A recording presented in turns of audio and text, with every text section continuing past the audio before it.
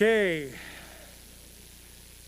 Mayor Petro is in another meeting. She'll be out shortly, but she asked me to go ahead and get started so that we hopefully can stay on time. It looks like the first thing tonight is the council member reports. Anybody have any reports? Just Pick any that the mic. lights are lit. Just pick any mic. Oh, sorry. So the chamber had its legislative meeting this morning, and they finalized all of the different legislative priorities. And so if anybody's interested in what those are, I'll let you know. But there's quite a few. Some they already know they're not going to support. And then the communities that cares, we had our final core work group.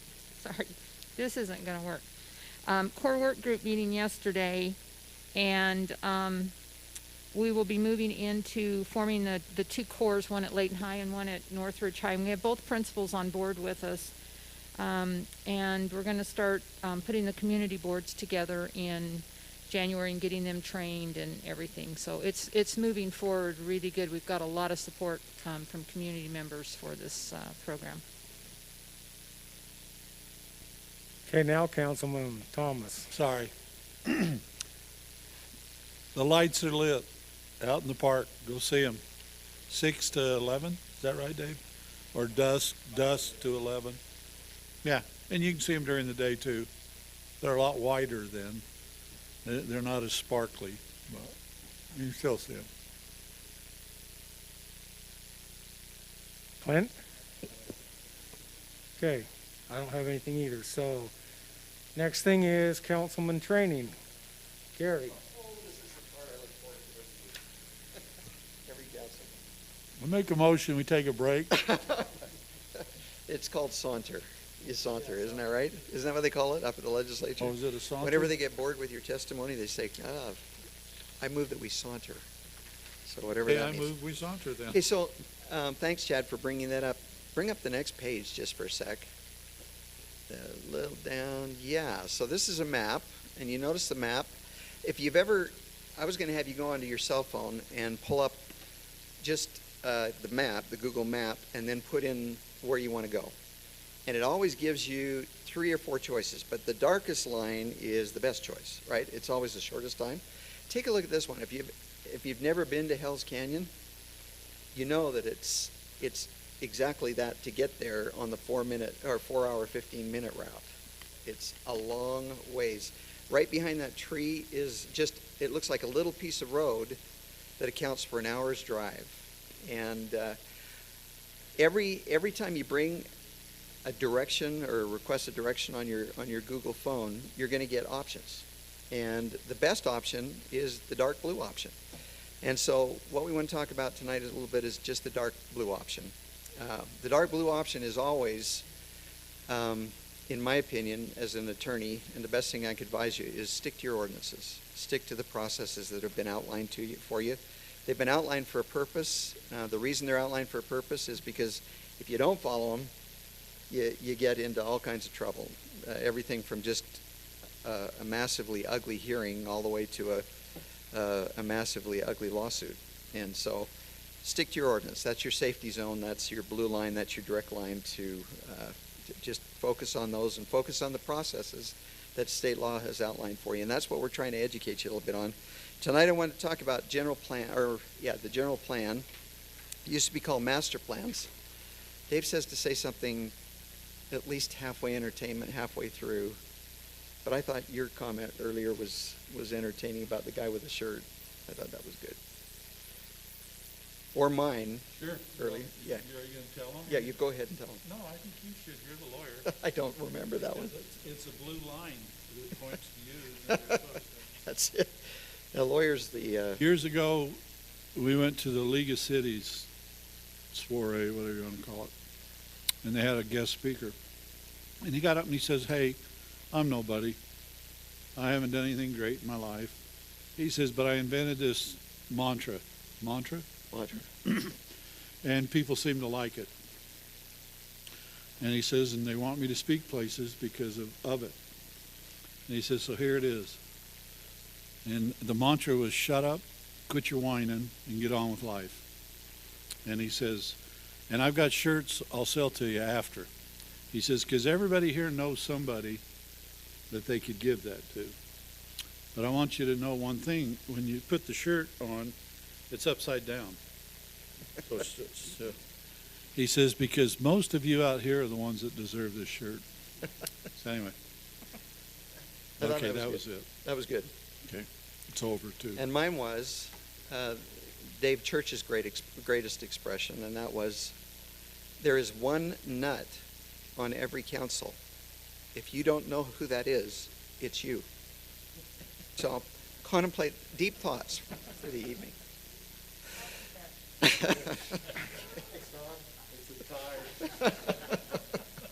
No, we're not taking a vote on this. It's not whether you know your neighbor is. So anyway, I just want to talk a little bit about general plan because I think it'll clear up probably some of the issues. Whenever you come to a zoning decision, the most important decision you're going to make is based on something that you've done a long time before the zoning decision ever comes to you, and that's called the creation of the general plan. And how many years, Don, did it take to get the general? 5 years to actually amend and Clint was involved in it as a planning commissioner, and many of you attended meetings, and Tom, you were at many of those meetings as well.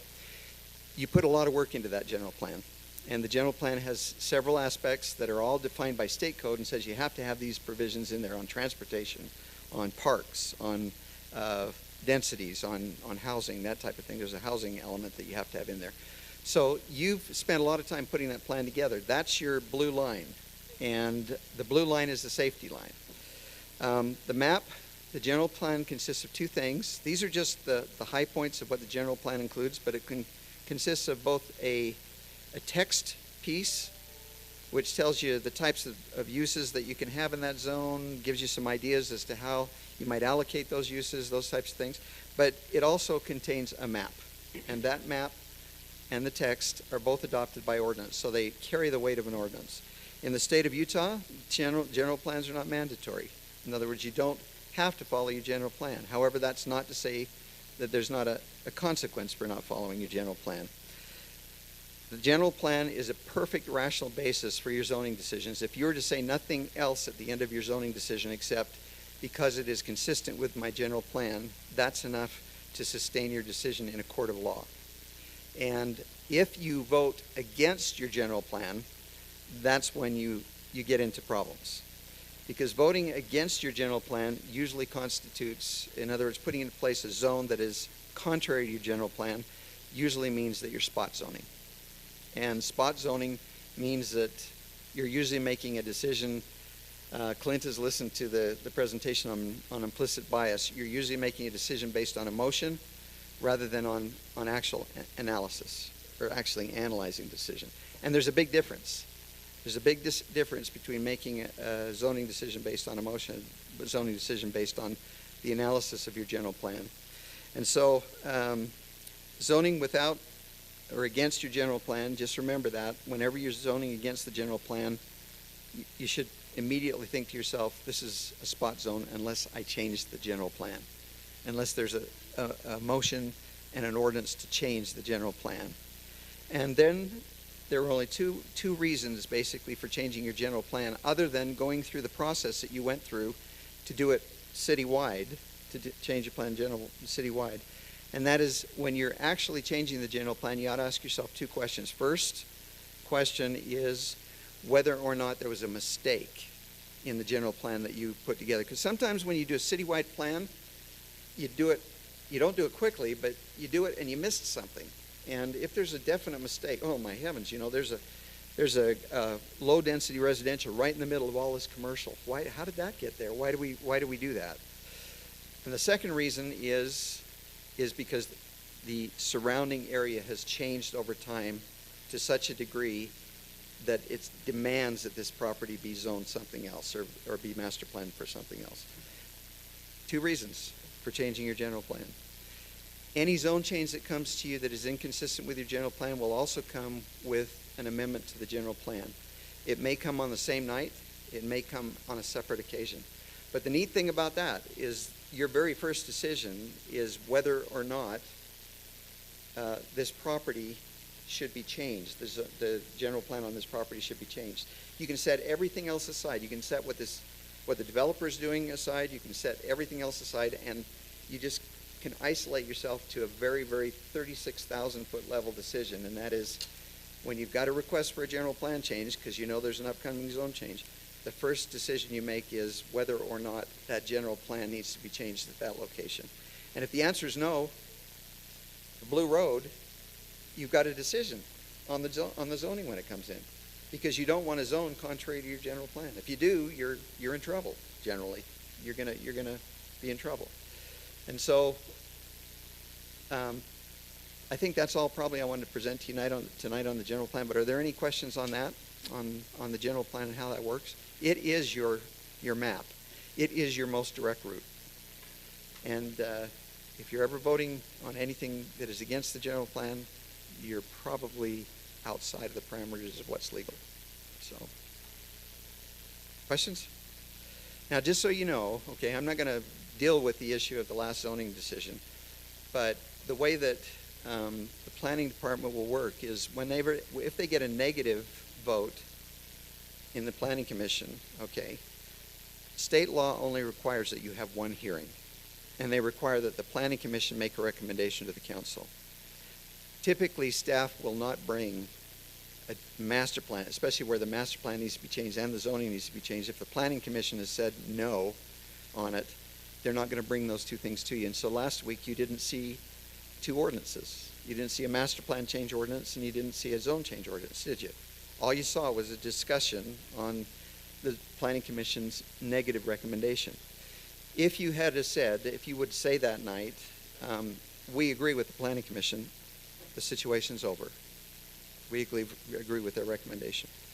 If you said, we would rather the planning commission bring this forward with a recommendation, with an actual ordinance, staff bring it forward with an actual ordinance so that we consider whether or not we want to change it at our level, at the city council level, because we think, A, there was a mistake in the general plan, or B, the area has changed such that everything around it looks like what this person's asking for, the change in the general plan that this person's asking for.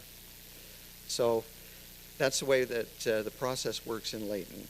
And I hope this is helpful, because this is a big deal. This is like the foundation to a home, or the footings. It's the footings. And as long as you guys got a good grasp on this, and you do.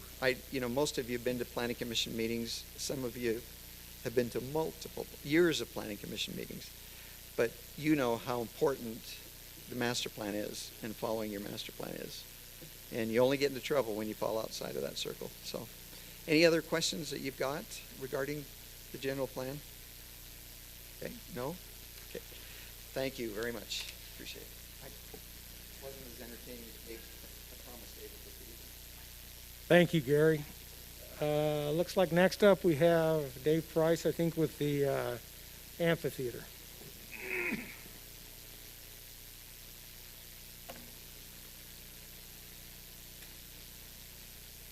Council, this evening I'm pleased to acknowledge a pledge of financial support from the Jewel Kenley family, Jewel Kenley and her family. We've been working on this with the family for quite a while. The Kenley family have supported Layton City, the Davis Arts Council, and the performing arts in Layton for many years. The Kenley family generously supported the construction of the Ed Kenley Centennial Amphitheater 25 years ago at the time of its construction, and have been a consistent sponsor of the Davis Arts Council since that time. Jewel Kenley and her family have pledged $25,000 a year for the next 10 years. These donations will amount to a total of $250,000 at the end of that time. Each year, for the next 10 years, the Kenley family has pledged to donate $10,000 to the Davis Arts Council for their continued support of the arts in Layton, and to donate $15,000 to the city in support of the plaza, the maintenance thereof, and the amphitheater and those productions. We are so grateful to be able to partner with a family and an individual, Jewel, who has been with us from day one in arts in our community. And just thrilled to be able to continue to work with her and her accountants as we figure out the exact mechanisms to make this happen.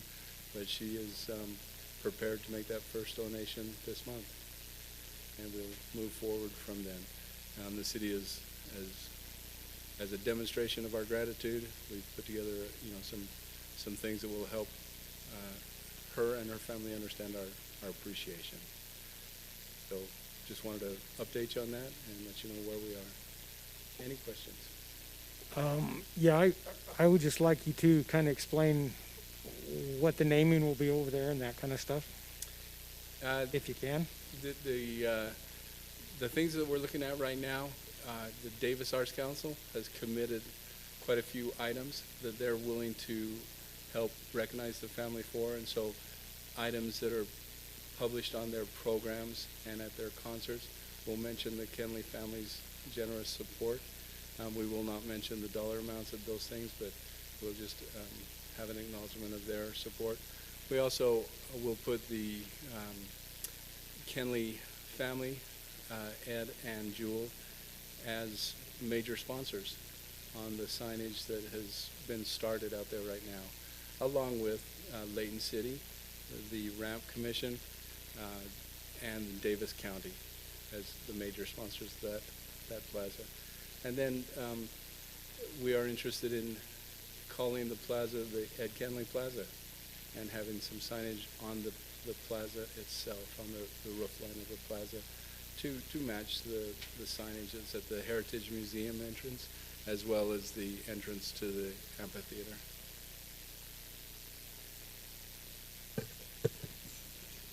Good job. Well, It's a neat, they have. yeah, They've been there forever and helped and to add that to it, I think that's great. I know they're starting to call it the Kenley. That has nothing to do with anything, but yeah, that's just patrons. Yeah, but I think the Ed Kenley Plaza. You'll put a sign. Did I miss that? we'll put a sign at the top of the roof line Oh, of the plaza the itself. plaza there. That's good.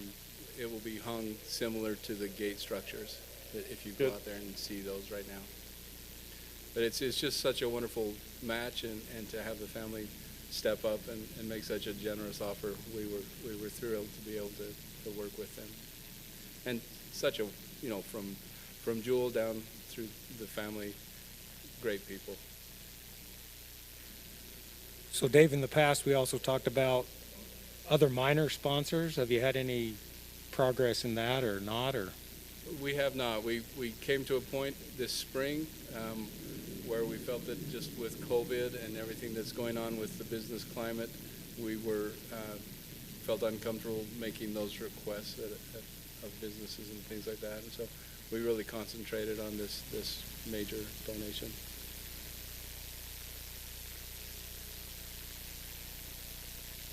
Thank you. thank you, Dave.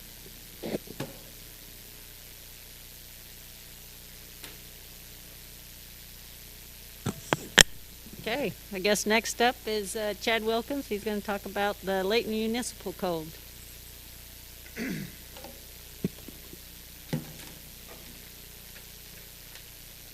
Thanks, Mayor, Council. This is actually a discussion, excuse me, a continued discussion about the home occupation standards. So let me pull those up real fast here. Oh, my mouse is taking the light off over here.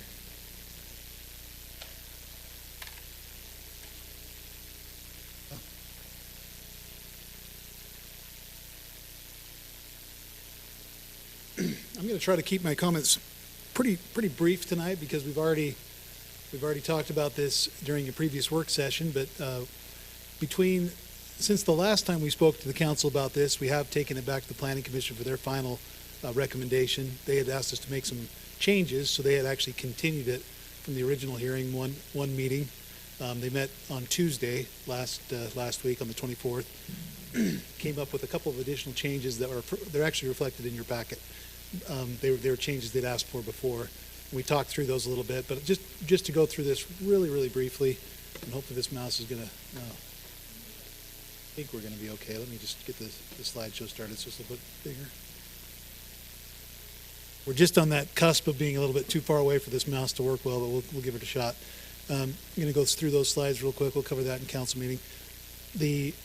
One of the questions that came up from the council at our last work meeting was related to high impact, low impact, the collection of signatures. That was a process that was a major part of the discussion of the Planning Commission as well. And just to be brief, one of the concerns that came up was about collecting signatures from neighbors. Does that create a hardship for an applicant? And also, does that create a hardship for a neighbor if they maybe don't want to sign for some reason, but they feel like they're compelled to so they can keep the peace with the neighbor? We talked through that quite a bit at Planning Commission. We feel like, we can create a form that will allow someone to either contact staff directly if they have a concern, or, that would allow for that other process. And I think that was one thing that was really important at the Planning Commission discussion, is that the signature collection process is a way to streamline that application.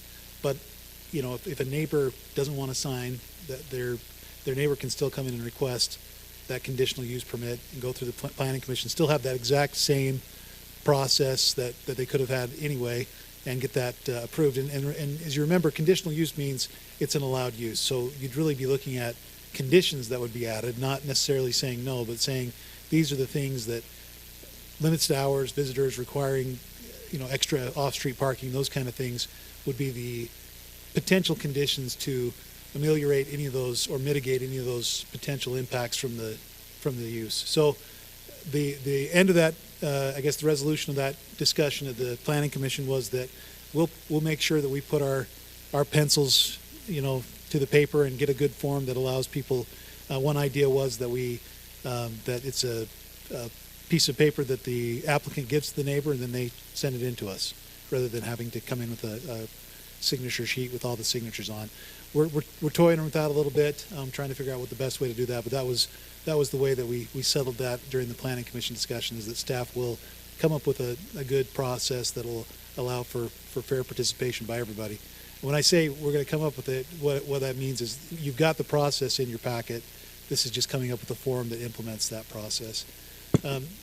One other quick thing. Did you have a question, Mayor? No, I was just going to suggest, I know that you guys have gone online with, the building process. Why wouldn't this just kind of be like that? Why couldn't you make an online portal for just that neighborhood to come in and comment, and that way that eliminates any type of, confrontation with your neighbor without them knowing? Yeah. Because Great idea. they wouldn't know who is who on their comment, but yet, it's up to that applicant to let the neighbors know that they're applying. That's a great idea. I think that's the kind of thing that we're talking about, and that's the kind of thing we talked about at Planning Commission. So one other thing I wanted to add, we've had a couple of comments, a couple of suggestions for some typographical and grammatical type changes, both from the Planning Commission and from members of council. We're going to take those and make those changes. These are clarification and punctuation for the most part. One, though, that we wanted to bring up that we thought was important for the council to see was that there was a suggestion made that we include annual renewal just as a part of that very first part of the ordinance. We've included that, so you can see that highlighted there, that they have to get the business license and then annually renew that business license. Going through this, I'm going to go very quickly through these items. We talked about this quite a bit last time. The one thing I will add is that there was a question last time about outdoor storage. That was added to the Planning Commission's language, that there's no outdoor storage allowed. You're only allowed to store things that are associated with the business, either in an enclosed vehicle, a trailer, some type of a structure. We'll talk about that in just a minute. That could include an accessory structure or the garage, but that was added to the Planning Commission and is included in your packet. The other one, just again remind you that there are some businesses that we feel are not appropriate as a home occupation because of their marked tendency to expand beyond the bounds of what we think a home occupation ought to be. A lot of people start out, really with good intentions, but just by the nature of these uses, they have a tendency to expand beyond what a home occupation should be. We talked about that a little bit last time. The that's the list, and if you have any other ones you'd like to add or any other concerns, we can talk about that as well. One other item that came up is the idea of this indoor storage. Right now, the code does not allow any storage of materials in conjunction with a home occupation business within a garage or an accessory structure. We have a lot of people that have asked for some. They say, we don't need a lot, but we have, as an example, a contractor that does floors may want to store a couple boxes of tile in their garage. And right now, it's just no. We don't allow that. Just to give you a little idea of our process that might help with as we discuss about this, when an application is submitted for a home occupation, it's reviewed by a planner first. And the planner looks at these standards. They look at the existing standards, they'll look at these new standards, and make sure that that home occupation meets those standards. If they don't meet the standard, then either the application has to be modified, or they're told that it's just not going to work, that they need to, that they're not going to be able to get approved.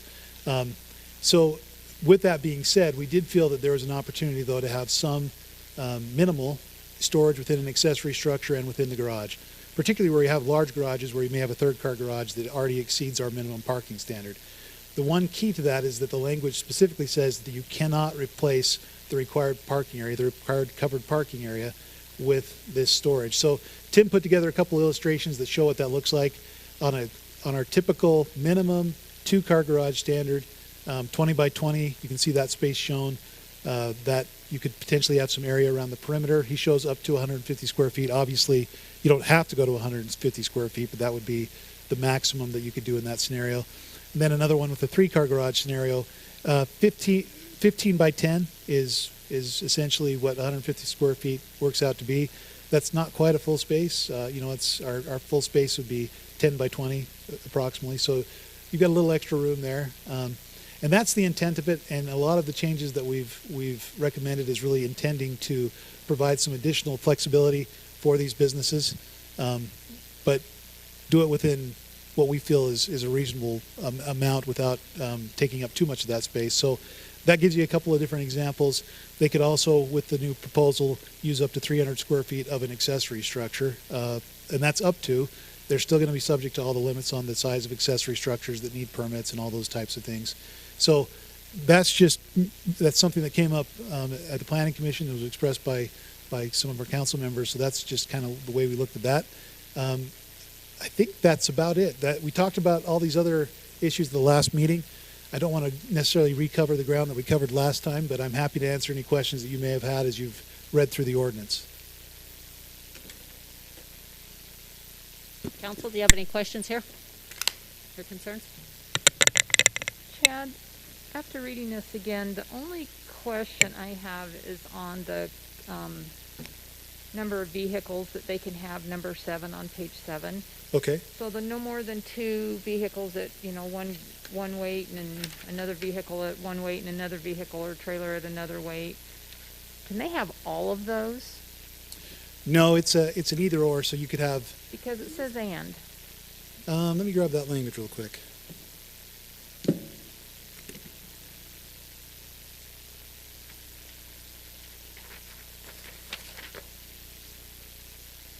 Between B and C, it specifically says and. That's on, what was the page number again? Page 8 for that particular comment, but on the bottom of page 7. So page 7, the 2 vehicles with the maximum gross weight of 10,000 is a semicolon. Doesn't say or and or whatever. But when you go to B, 1 vehicle with a gross weight of 14 and 1 trailer. So the and between the trailer is correct. That's the way that was intended to be. I think we've got a transcription error on the other one. That should say or between A and B. There should be and that's the way that was presented to the Planning Commission. Okay. So that should be an or between the 2 less than 10,000 square foot and the 14,000. But it was meant to allow for them to have a trailer as well. So they could. But not all 4 vehicles. But not all 4 of them. Okay. Yeah, that's right. Yep. And the length of the trailer was specified no longer than 20 feet, correct? Yep, that's right. How did you arrive at 20 feet? Just that's actually a standard that I guess is based on some of those weight limits as we looked at some of those gross vehicle weight standards that, that's kind of a ballpark. I'm not going to try to say that it was a scientific thing, but we looked at the size of a trailer that would accommodate that basic weight that we're looking at, that 14,000. So it's also, when you look at a typical RV, you're getting into that kind of category of length. So trying to make it, the idea behind the home occupation standards is that it shouldn't be very much different than what you could expect to see with just a home, right? So if you have an RV or a trailer stored there, that would be a typical size. When you get much past 20 feet, you start to talk about commercial trailers and things that are, when I say commercial, I'm talking about something that would hold a backhoe or a piece of equipment that really wouldn't be appropriate for a home. Well, the 20 feet, if I remember right, that was to include the tongue. So technically, they're probably only a maximum of an 18-foot trailer. It excludes the tongue. So that's, Oh, you'd be able to have 20 excludes? feet plus. Yeah, it excludes the tongue. Okay. Yep, wanted to I check misread that. Yep. Okay. Question, Chad, the process for the signatures, just trying to think through that. If I'm a business owner, I want to get my business license, and there's the opportunity to streamline the process by grabbing these signatures from my neighbors. And if I'm not in control of that process, then how long does that time, this is probably too in the weeds, and you said you figured this out, but if I'm waiting for my neighbors, not knowing if they're going to either say yes or say no, whether it's online or if I'm not in control, if I don't have that piece of paper saying, here, I'm in a hurry, I want to get this done, I go to my neighbors and now I know. If it's not that, if the business owner is not in control of that process and it's something outside that you want the neighbors to either call or text or email, how long do you think that time should be before it's like, yep, let's just go? Yeah, I think we haven't ruled out the idea of still a signature sheet. I mean, we're trying to work through that ourselves, but we'd have to give a reasonable time.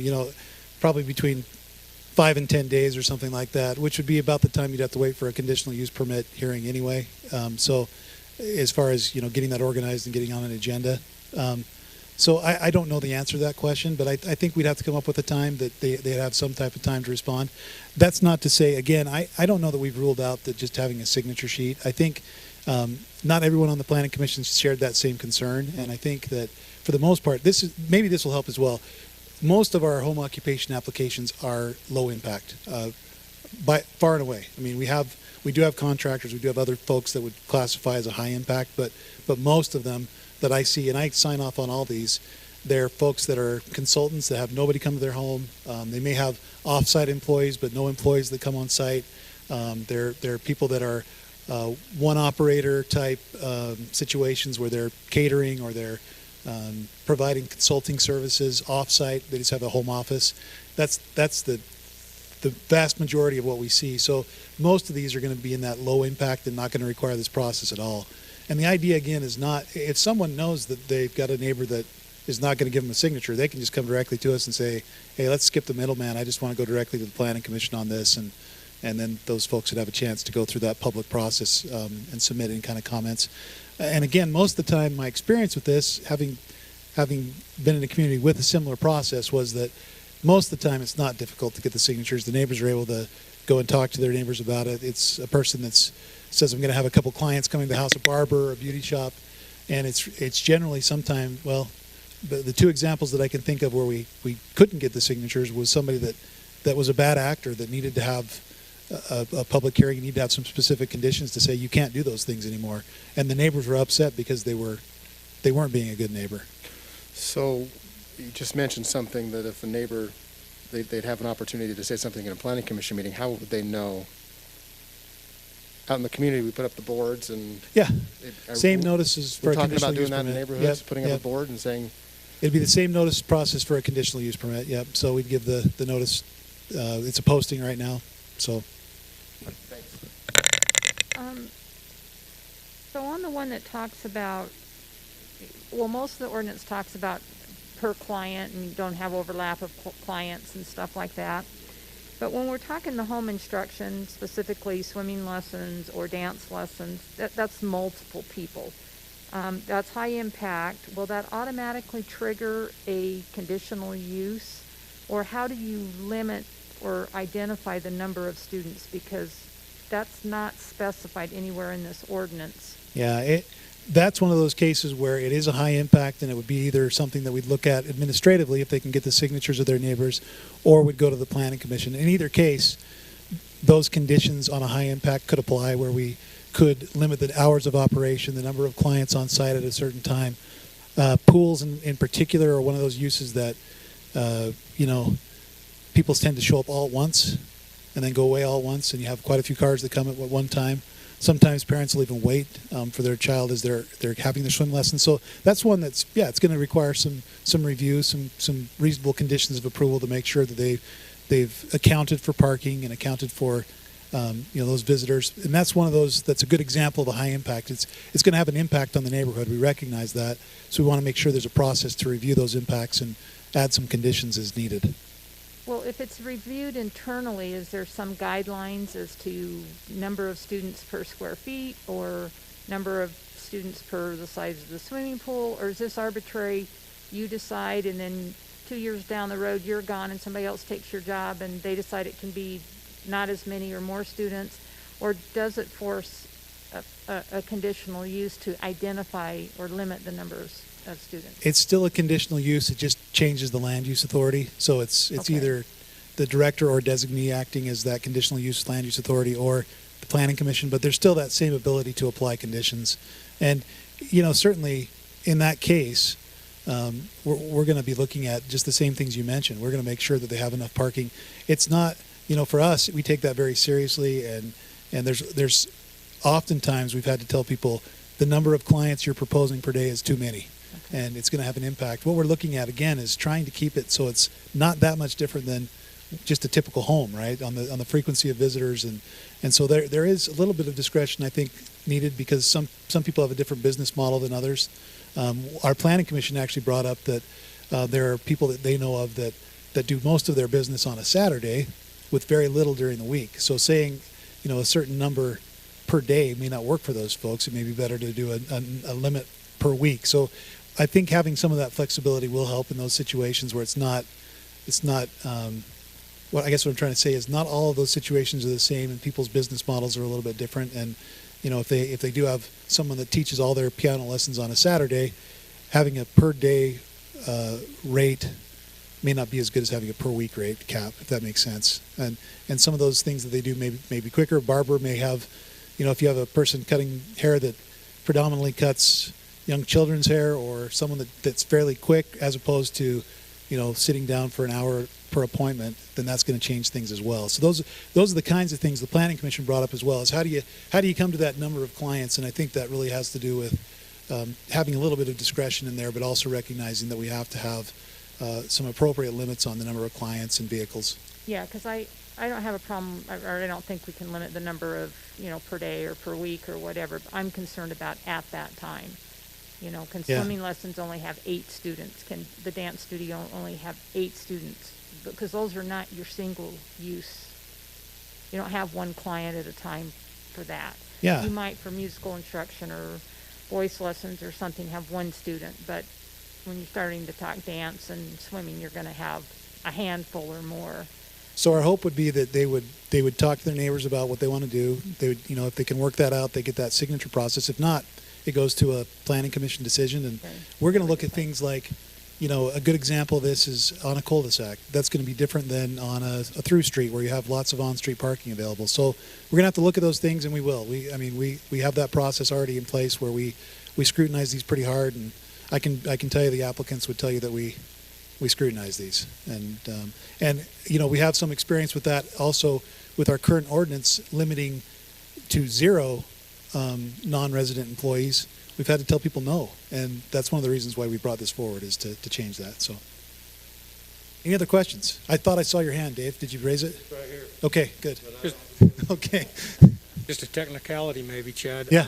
Generally, a conditional use permit stays with the property. Will these stay with the property if that person happens to move, or will it be the new person have to come in and apply again? Yeah, that's a great question. This one's a little bit different because there's an annual review of the business license. So I think the answer is yes, but we'd also have an annual review of whether or not they're meeting those conditions of approval.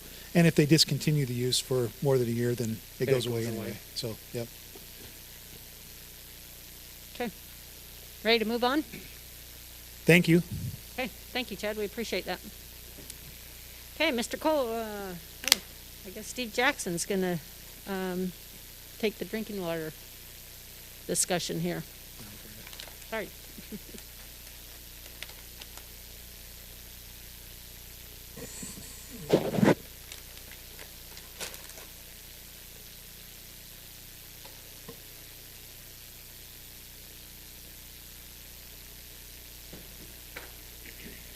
Mayor and Council, it's good to be with you tonight. Just wanted to give you a fairly high-level informational session here about our drinking water source protection plans. I don't know if all of you are familiar with them, and they don't come up a lot in our public meetings because they do contain some sensitive information that we don't really post for the public. It's available if somebody wants to come look at it, but we don't put it out on the internet or anywhere just to have out there, because it does contain information about our drinking water sources and some of the things we're doing to protect them. So just for everybody's information, we have 5 wells. I think we've talked about that before in our previous meetings, and part of the requirements for the state of Utah to be a public water system is that we have to implement and maintain a public water drinking source protection plan. We call them the DWSP for short, so there's a bunch of acronyms, but I'll try not to bore you with all of those. But basically what that plan requires is, back in, I think, 1993, they established the drinking water source protection rule, and then they gave us a few years to get a plan implemented. So in 1995-96, we had our plans created, with a couple updates in 2008 and 2014. In 2014, we combined all of our sources into a single plan. It identifies each source individually, but it is now considered one plan instead of 5 separate plans. So updates to the plan are required every 6 years. That happens to be this year, so we are planning to submit this update by the end of December to be in compliance. And the 3 key components of the plan are that we delineate drinking water source protection zones, that we identify potential contaminant sources, which we call PCSs, within those zones, and then we develop a management plan to manage the existing PCSs and then any future PCSs that are out there. So really quickly, what are the drinking water zones that we establish? So we use computer modeling software, groundwater modeling software to come up with where groundwater moves. It's pretty complex, and the computer models do a fantastic job for us. But there's 4 zones for every source that we have. The first zone is a 100-foot radius from the source. And so that one's pretty easy. You just map the source and draw a circle, a 100-foot radius around it. The other ones use the modeling software, and we use what we call a time of travel calculation to come up with the 250-day time of travel, the 3-year time of travel, and the 15-year time of travel for potential contaminants. If they were to enter the groundwater system, how long would it take for that contaminant to reach the source and potentially be an issue? So an example of that, I'm not going to show you our actual maps because they do have that sensitive information, but as you can see, Zone 1 is not shown because it is pretty simple to identify our well, but Zone 2 is this red one, Zone 3 is that orange one, and then Zone 4 is that blue one. So you can see they get bigger as they go out. So what does that look like for all of our sources? The city, that's a conglomeration of all 5 wells and all of the well zones from Zone 1 through 4 for the whole city. So it covers quite a bit of the city with these zones. And what that means is that we have a lot of work to do to make sure that any potential contaminant sources are not introduced into our groundwater. We've had some neighbors to the south in Woods Cross that have had a potential or a source of contamination from an old dry cleaner in it, and they watched it slowly move for years through their city, and then they eventually had to spend a lot of money on cleaning it up with water treatment plants. So we're trying to avoid that because that's what the whole plan is about. So they're assessed and inventoried every time we update this plan. These PCS locations and our city ordinances 1311 and 1920 contain the requirements and limitations for these PCSs in those zones. They're categorized into those 3 categories. So there's permitted uses, which means that it's considered relatively low, and as long as they follow best management practices and current laws and codes for storage of chemicals, they're permitted in the zone. Conditional uses are ones where it's considered relatively low, but there may be certain conditions that have to be placed on them in order to be able to locate in that zone. And then there's prohibited uses which are just not allowed. So it's kind of hard to see. This is in our, it's table, I think, 20-1 in our section 19, but it lists some of those PCSs and what we regulate for. So the top one, abandoned wells, are not allowed in any of the zones. If you have an abandoned well, you have to cap it correctly so that you don't have a direct, pipe basically right into our drinking water. You've got auto repair stores, you've got car washes, you've got cemeteries, golf courses, parks, just things that have chemicals or potential to contaminate there. So there's 2 pages of those, but as you can see over here on the right side of the table, you've got in zone 1, basically everything's permitted within 100 feet of the well, and there's a lot of reasons for that, but zone 2 is a little bit less restrictive, and zone 3 is, permitted, and conditional use that we go through, and we work with Chad and his department closely as we get developments in, and we check these things and make sure that they meet all the compliance, and so this plan doesn't necessarily add a whole lot to the requirements for what happens, because there are other state laws and federal laws that have to be taken into account for chemicals, but they're just, this is what we do to try and protect our drinking water. All of the PCSs in our report are considered adequately controlled, except for the residential areas through zones 1, 2, 3, and 4. That's pretty standard across every municipality that I know of. That the residential areas are hard to be considered adequately controlled because there's just so many different things that could possibly happen, but the risk is considered fairly low. Most people are not storing large amounts of chemicals or other things, and there's a lot of education out there about not dumping stuff in places you shouldn't be doing that. So as a management tool for the residential areas, we do a few things. We send out notifications in our water bills about groundwater protection, send them to our website, ask them to pay attention to that. We talk to the 4th grade classes as part of our stormwater pollution prevention, and we also bring up potential water contamination in those.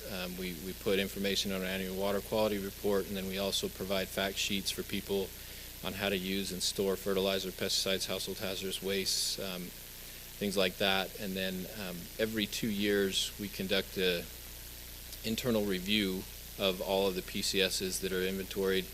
Some of them drop off because the business no longer is in business, or they've moved locations or something, and others are added based on where they're added and located. So we have that inventory list there. And then every 6 years we resubmit to the state and they concur. So everything in our plan is, to our knowledge, acceptable and will be accepted. We anticipate that we will get a letter of concurrence from the state, and if there's any issues that they have, we'll fix those and change those. But just wanted to kind of give that update to you. If you want to see more of the plan, I'm happy to meet with you offline and talk about it, and we can show you all the details. But just wanted to keep you informed that every 6 years that happens. It kind of happens behind the scenes, but it's really an integral part of keeping our water safe and the water quality that we have and provide to those residents. So is there any questions I can answer? I got one. Yeah. Mainly out of curiosity, because I'm sure it's taken care of, where we get Weaver Basin water introduced into our system as well. I imagine they go through the same thing. Yeah, they have their own source protection plans, and then They just pass that on to the city with the water that we get from them, or how does that work? what do you mean pass it on?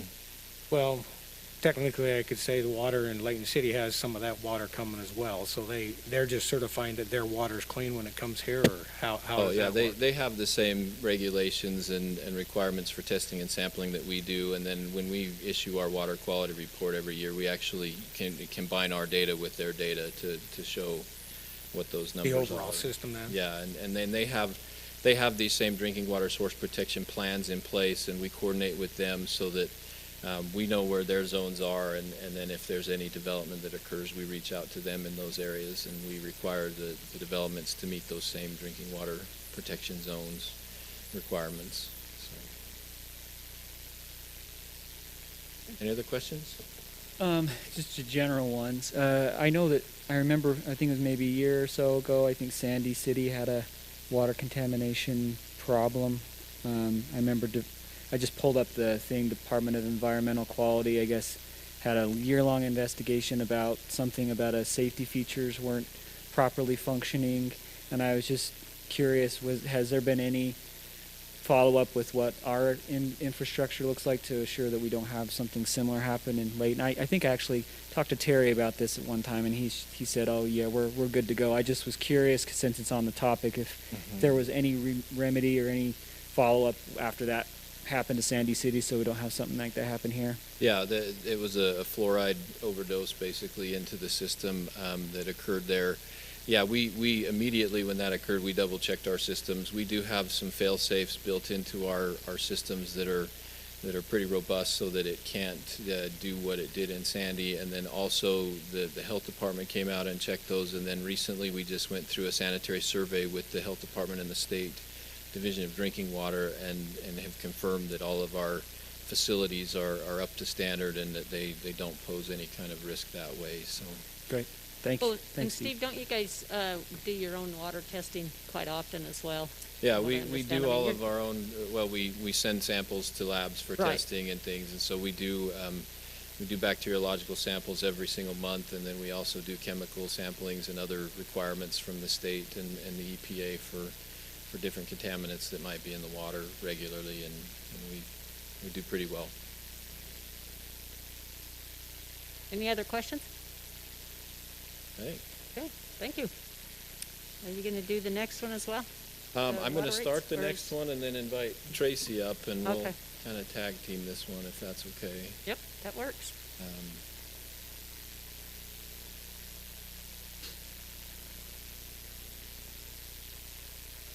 So I believe I can't remember how long ago it was, we talked about the water rates, and we wanted to kind of give you a recap of the projects as well as the situation financially. So I'm going to cover the projects here, and then we'll have Tracy cover the financial and whatever else I miss, I guess. So starting off with the projects, I wanted to remind everybody when we talked about the master plan, I don't know how many times we've met on that and talked, but one of the key components of that master plan was that in order to keep the rates as reasonable and low as possible, as well as provide quality water service, that the master plan hinges on a hybrid system of culinary and secondary water being implemented throughout the city.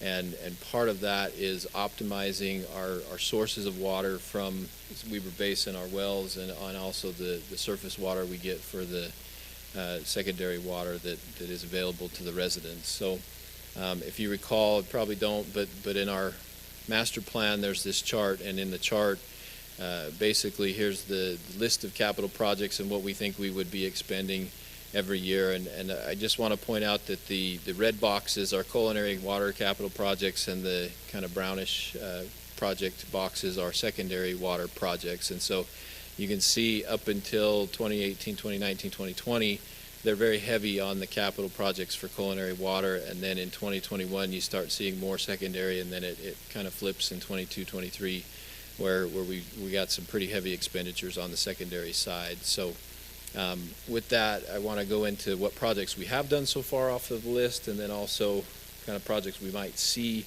coming just based on what we're seeing around the city as we move forward. So graphically, wanted to highlight some projects. The projects in green, most of them are kind of on the east side there. Those are projects that have been completed to this point. The Highway 193 project up there on the north side of the city was done because UDOT was reconstructing Highway 193. The one there towards Antelope and Emerald Drive was completed with development, and then the project down in the lower part of the screen here, that is actually 4 projects that have been completed in conjunction with the Highway 89 construction that's going on, and then this kind of orange color out west here is a project that has been completed partially by development. So the green are projects that are done, orange are projects that are partially completed, and then the pinkish color are projects that we can foresee in the next probably 1 to 3 years, either starting or needing to be completed as part of that project. So we have a fire flow project down here that we want to complete. We have a pump station at Fairfield and Gordon that we would like to reconstruct and improve, and then potentially we're seeing some development pressures up here in the Eastgate area that we might need to extend some water lines in. So what does that mean on the chart here? The Valley View tank, Valley View source redundancy, and Sandridge Valley View connection are all those projects I showed on the screen here in this area. Major trunk lines that bring water from our Oak Ridge tank to our Valley View tank, the new one that was just finished, and then the Oak Hills tank was removed.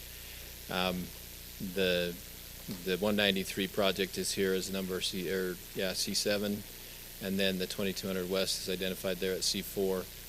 That project currently hasn't been doing a whole lot, but there has been some interest in the property in that area, and so that one could potentially, ramp up fairly quickly if needs come about with that. So, and then you've got the business park distribution line here.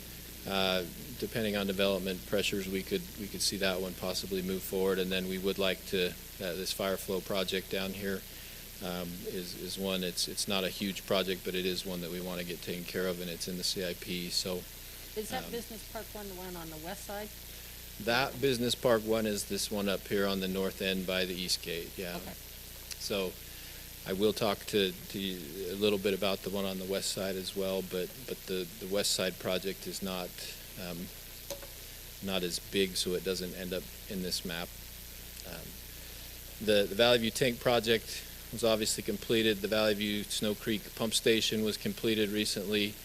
We could see this Oak Ridge to Fairfield project being one that's needed, and we've kind of moved that one a little bit because some of these others have shifted forward. So a couple of ongoing ones that you can't really show on the map. The SCADA upgrades that we have, the SCADA is what we use to control and monitor our water system, our pumps, our tanks, our wells remotely. It tracks data for us and helps us manage the water system. Basically computer network systems that over time need to be upgraded because they become obsolete and new technologies arise to help us manage those systems better. Meter replacement is just an ongoing project. We spend quite a bit of money to get them all updated, and then as the meters fall out of warranty or stop functioning because the batteries die, we need to get those replaced. So those are both fairly large projects that we're chunking away at as we go. And then the auxiliary power project is one that we're looking at. We've actually applied for some FEMA money if we can receive a grant. We hope to be able to retrofit or equip some of our wells and pump stations with some auxiliary power generators. So Steve, that Yeah, meter Tom. replacement, $8 million, is that based on multiple years? Yeah, or what that's is just that? there's a 10-year life on our batteries, on our meters, and then there's a prorated 10-year warranty on that. And so after the meter drops out of warranty, then we have to start replacing those, and then eventually meters wear out, and so we have to get those replaced. So yeah, that's over the next 10 years. We anticipate that we'll have to start replacing those meters as we go. So it's a substantial cost that, unfortunately, in order to bill the customers, we have to maintain our meters and keep them going. But we are looking at other technologies. Unfortunately, I wouldn't say looking at the technologies are moving forward to where we don't have moving parts in some of the meters, but unfortunately the meters are not really any cheaper than the ones we have now. So does that answer your question? Yeah, so that's spread out over. Yeah, that's spread out. I don't want to. Sorry, let me clarify that one and the SCADA upgrades. We've been kind of putting $100,000 a year into those SCADA upgrades so that we aren't, overloading the system and making sure that we're not just trying to chunk that $8 million. That's not an immediate cost, but it is one I wanted to point out. We are doing a little bit every single year as we see the meters fail and need to get them replaced. So if I can jump to the secondary water. So if you remember, the first chart was pretty heavy secondary, culinary, and that's what you can see from this chart. The secondary list, we've had a little bit of development out here in the 2200 West area that has pushed one of these projects, and then some lines up 1,700 that have been installed recently. And then I want to point out that Layton Parkway from 22 to 27 and also 2700 West all the way up to Hillfield Road are pretty significant projects for secondary water expansion that are going to take place. We're currently in the design of Layton Parkway to the West Davis Corridor interchange and also up to Gordon Avenue, or excuse me, Gentile Street. And then Davis County has awarded us $6 million to help build 2700 West over the next 2 years. So those are big projects that are coming in. We're seeing development interest along Church Street that will facilitate or necessitate us increasing the line in Church Street as well. Holmes Creek Irrigation is working with UDOT right now on this 89 project, and they have an interest in expanding their or replacing their outfall line out of the reservoir as part of that project. And so we anticipate that that one potentially could come to fruition fairly quickly. And then the large project on this project, or this map here, is this Gordon Avenue trunk line that will run and help create the big loop in the secondary water system that we have designed. So, and then it would come down by our Ellison Park and connect up the system. So, looking at this chart, again, we've got, one project up here at the top. We got this one that's partially completed, and then you can see S4, S9, and S10 are 2700 West and Layton Parkway. So those three projects alone are slated to be about $1 million. S6 and S7. S7 is the trunk line. This big trunk line right here on Gordon Avenue is S7, and then this is S6 that drops down Cold Creek Way. And then the S19 is the Holmes Creek trunk line, and so you can see it's about $800,000. So looking at those projects coming up, you can see 2021, 22, that's why the plan shows that there's a big chunk of projects that are going to need to be built in the secondary system as well. So what does that all add up to? I just wanted to kind of summarize all of these items in pink from both the secondary and the culinary line. If you put all those projects together for the culinary, it's about $2.8 million. If you put all the secondary together, it's 9.6. So total, we're looking at $12.4 million that could come into play in the next 1 to 3 years. Doesn't mean that they'll all be finished in 1 to 3 years, but certainly could be started, or if development pressures accelerate or something, those projects could come to fruition very quickly. So we do anticipate some of these, like the 2700 West and Layton Parkway. I mean, those are scheduled to be built in the spring. We're starting Layton Parkway is the intent, and then 27 will be done in that same construction cycle. So with that, I'm going to trade places here with Tracy, and maybe I'll go over to the other mic and then let him talk about the finances.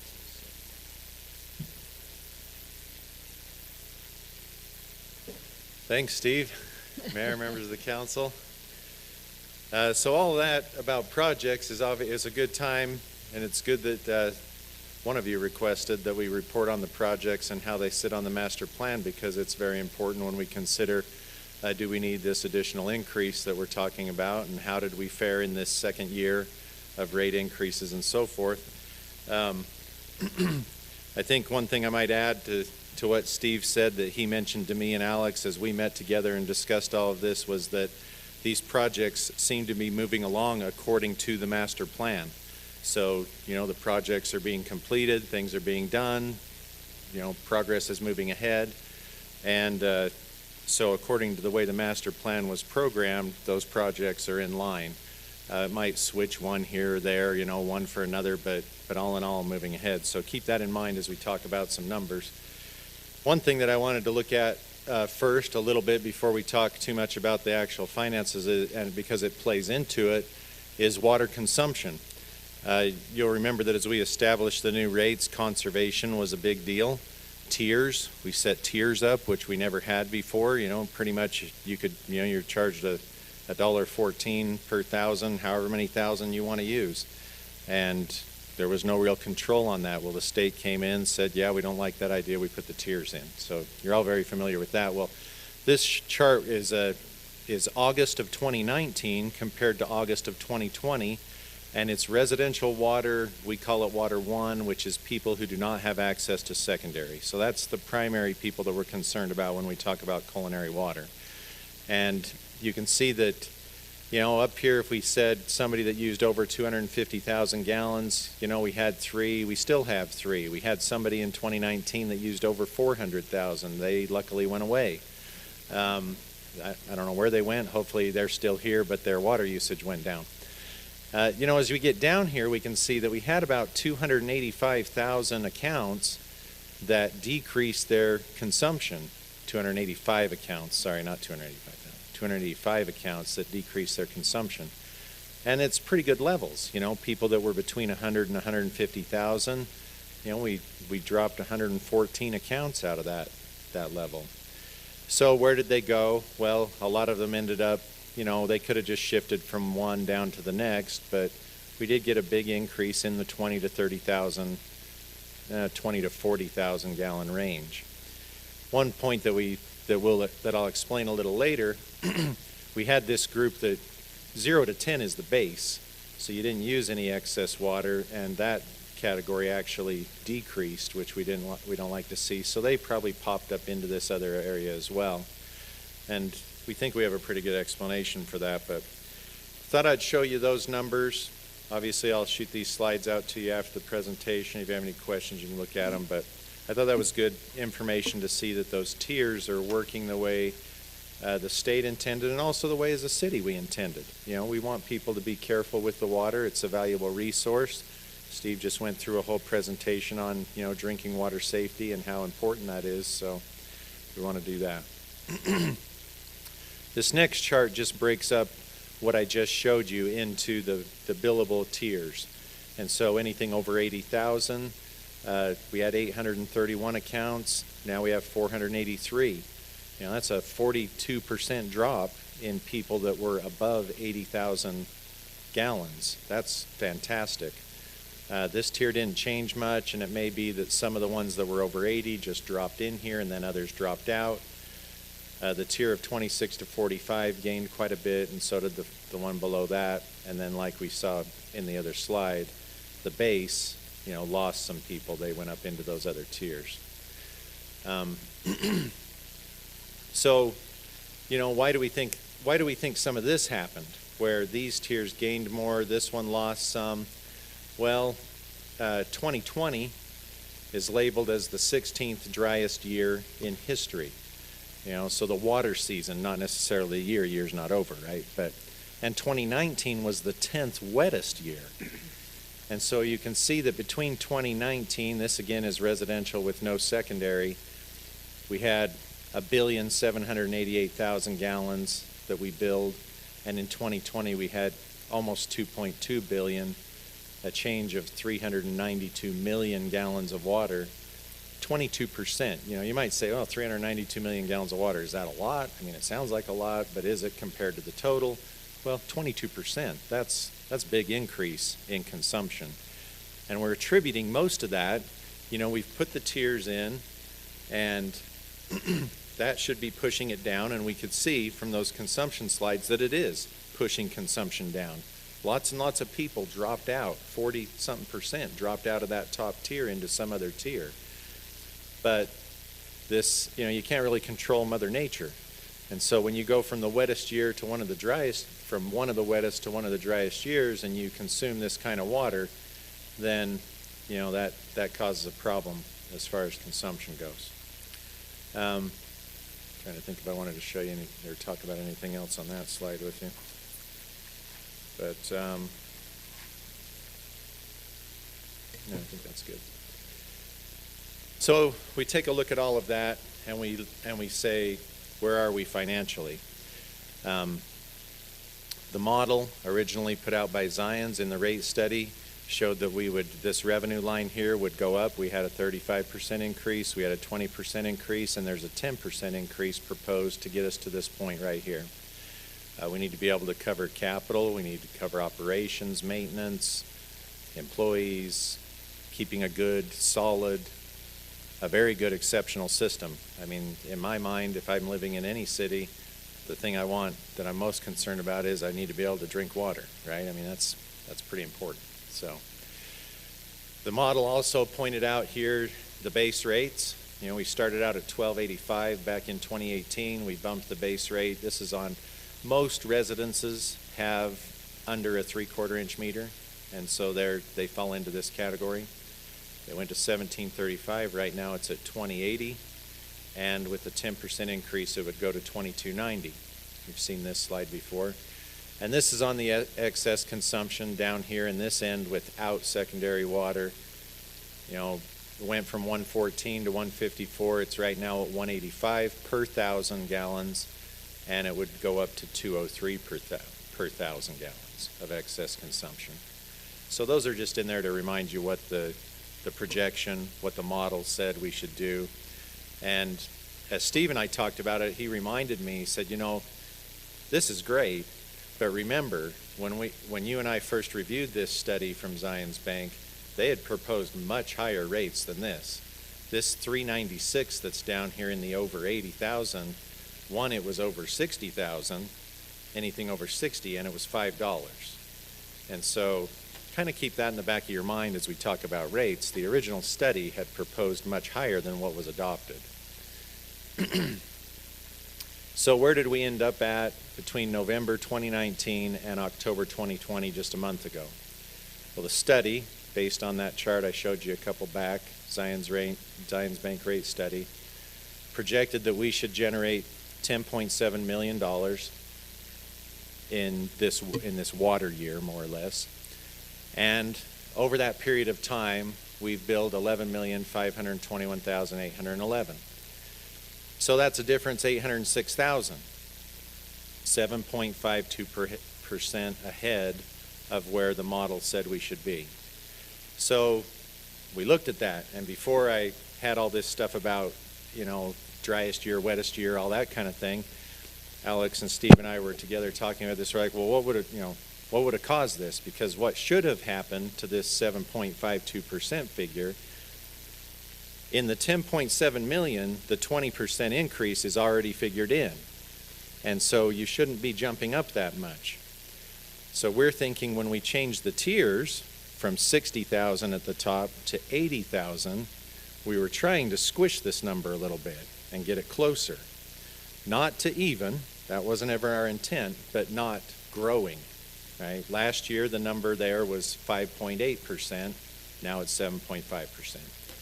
Well, that led me to do the research on, well, was it a really wet year? How many gallons? Was there a lot more consumption? And so forth. I had originally looked at just by tiers, and that was looking pretty good. Everything was pushing down. People were coming under the 80,000 level. But like you could see from a couple of slides back here, you know, we used 392 million more gallons, 22% increase in the gallons because of the change in precipitation in the water season. So that made me take a look at, you know, you have this slide here. It shows the projected, it's the same as the one before. Actually what we billed, $806,000 difference, 392 million gallons more than the prior year, and the fact that we went from the 10th wettest to the 16th driest year.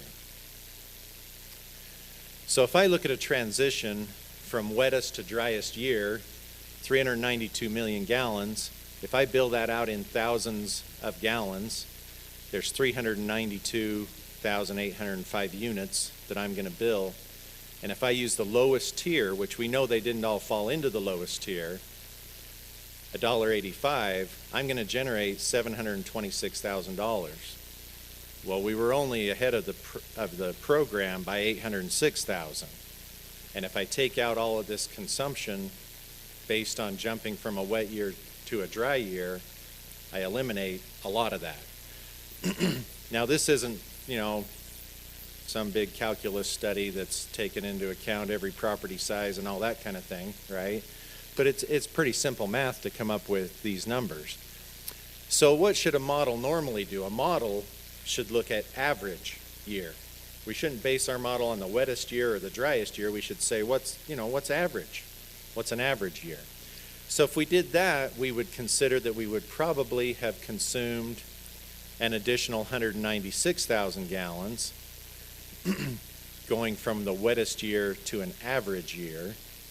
That would have given us 196,000 billable units of 1,000 gallons each at $1.85. That'd be $363,000 in additional revenue. So, well, in excess consumption revenue. So I'm kind of going somewhere with this, right? Hang in there with me. Yeah. So the point would be that we went from the projection here is the same, that it's 10,715,000. We collected 11,521. If we had remained in a wet year, so if we hadn't gone from wet to dry, and we had about the same amount of consumption, we would have generated 10 million, where'd my mouse go? About 10.8 million. And this 7.2% ahead of where the projection is would have only been 0.74. Now that, again, isn't reality, right? We don't want to look at just wet to dry. So if we look at average, we would have generated 11.15 million, 442,000, and we'd be sitting at about 4% ahead of the projections of the model. So hopefully that makes a little sense. What I'm trying to do is not base a potential rate increase on going from a very wet year to a very dry year and, oh, hey, 7.5, we're in a fantastic position, right? Well, we shouldn't base going forward in our projection model on that one transition year. So I'm trying to compensate for that and show you what an average year would do. So if I look at an average year and I say that in 2021, we're going to say, okay, last year we had 11,521,000, but if we fall back down to an average year of consumption, we're only going to generate 11,158 if we do no increase. Well, if we don't do an increase for 2021 and we only generate 11,158, now we're going to be 6.2% behind the model. Now, like I mentioned earlier, Steve went through all the projects. The projects are online, right? Development's still happening. The pandemic didn't slow anything down in our city. I could probably bring some sales tax numbers out for you. I don't remember if I've talked about those yet or not. I mean, the last ones we got were way ahead of where they should be for September. So, nothing's really slowing down here. And, we don't want to get ourselves, in my opinion, 6.2% behind the model. If we were to do a 5%, we'd still be 1.5% behind the model. If we did a 7%, we'd be about even with the model. And if we do it at 10%, which is what the model recommends, if we consider average precipitation and consumption, then we'll sit at about 3% ahead of the model, $379,000. So if you look at all of those projects that Steve listed, you could easily flip a small to medium-sized project into the mix, and you'd eat that up pretty quick. Now, you'd still be in a good position because you're going to be at even, but I don't know that, I don't necessarily like to recommend things where we're at even because, one, there's a lot of things that we don't really consider. We looked at that aren't considered in these numbers.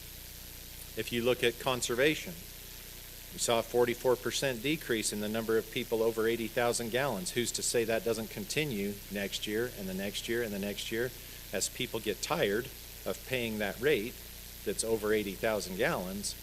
They're going to keep cutting and cutting and cutting. We still received a lot of calls this fall, not nearly as many as the fall before, which was not good, right? But, we still received a lot of calls from people.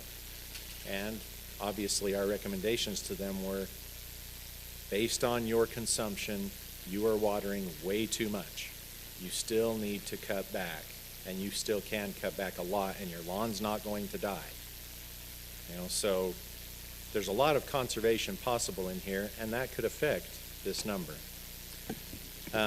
How many, just a quick question, Tracy. Yeah, sorry, I should quit talking and ask. No, what would you guess the decrease in calls was? Half as many, 2/3 as many? I mean, just a guess. In what, sorry? The number of calls you got from one year to this year.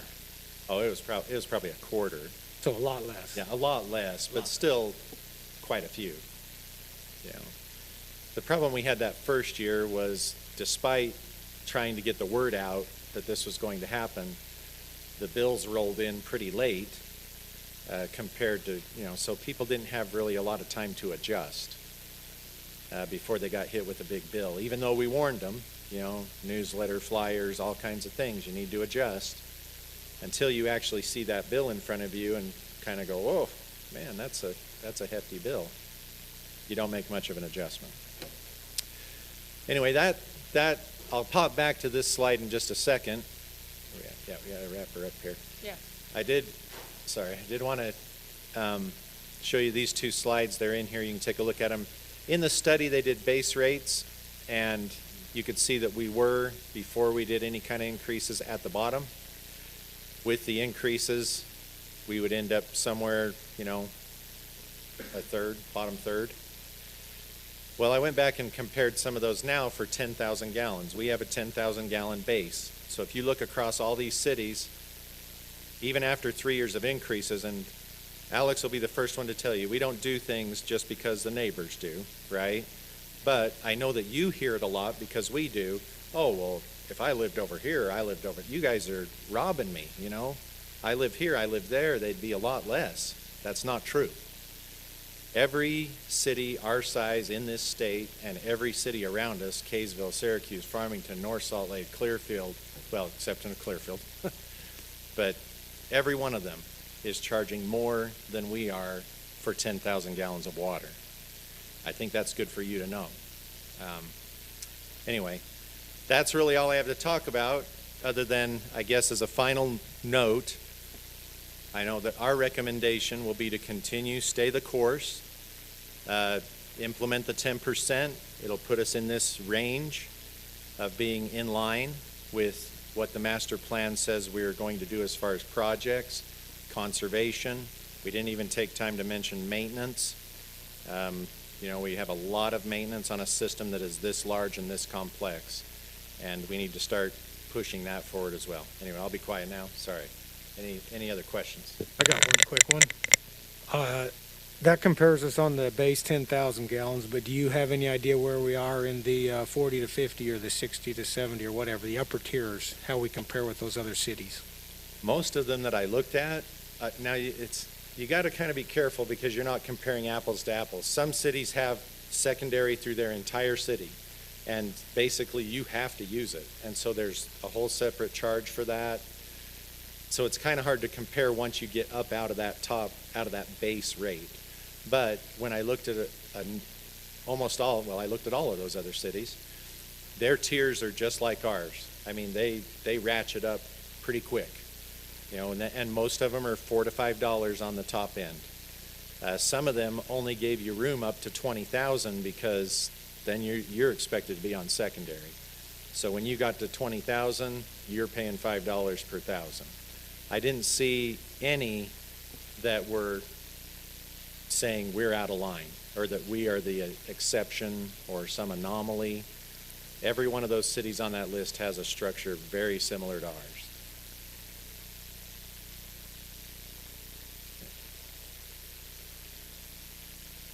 Okay. Yeah. Tracy, just on the issue of growth, I mean, obviously, the more homes we have, the more they consume, but I feel like the majority of what we're building now has smaller lots, which I would think the outside watering would be a lot less because there's just not as much property to water. Is that factored into this at all? In the model, it was factored in, and that's why we adjusted the base the way we do, because we want to make sure that the base is covered. You don't want to just be counting on excess revenue. You've got to have a base for your base maintenance, base projects, employees to maintain the system. And so in the original model, and and that translates into these numbers as well, that kind of thing is in there, that everyone pays a base. Because we get a bunch of calls all the time that are, well, I only use 500 gallons of water. Why do I have to pay $20.90? Well, you have the water available, right? And in order to have the water available, everybody has to pay the base. So, anyway. And the other question I have, you showed the projects and stuff like that. Some of those will be in areas in which there's new growth. Will there be impact fees that help offset some of those costs, or this is all funded strictly from water? I can let Steve Yeah, answer so that. some of those projects are part of the impact fee facilities plan as well, and so there are, I'm going to try and not speak ill of the impact fee law, but there are some components of that law where we can only charge impact fees for about a 10-year window, and then everything else beyond that has to be paid for up front and then collected back as a kind of back charge to those developments. And so there is a component where if we pioneer the line, then we can get reimbursed, but we can only use impact fees for kind of that 10-year growth window in that plan that we have. Okay. Any other questions? I assume we're going to have a lot more time to discuss this as we move forward. My recollection was that we took the water increase out of the budget, and that we were going to then reintroduce it if we felt that it was beneficial, have a public comment, and have a roll call vote. Correct? Okay. So we'll have lots more time to discuss it. And since we're 4 minutes out, I can take my questions and table them till later. But I thank you for this presentation. It's very helpful for us to be able to kind of see exactly what we wanted, both on the project side and on the revenue side, to see where things are, where they stand, and where we think that they might need to be, and what options we might have to try to fund the projects that we have, and then hopefully we can discuss amongst ourselves as a council the best policy for the city. So thanks to both of you for putting that together. That's very helpful. You bet. Well said. Thanks for wrapping up for me. Okay, with that, Council, let's go ahead and take a quick break. We got 3 minutes, then we'll come back to our regular scheduled meeting.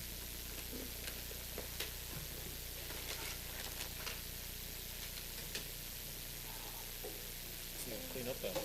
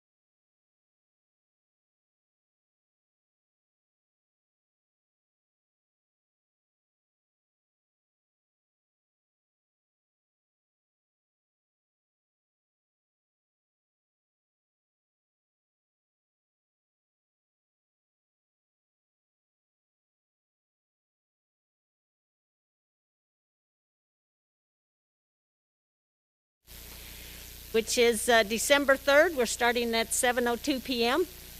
And as customary, we have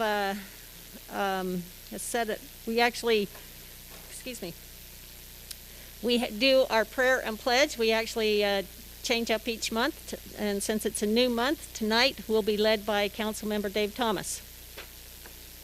Mayor, for the opening prayer, I'd like to have Trace Chatwin. He's our,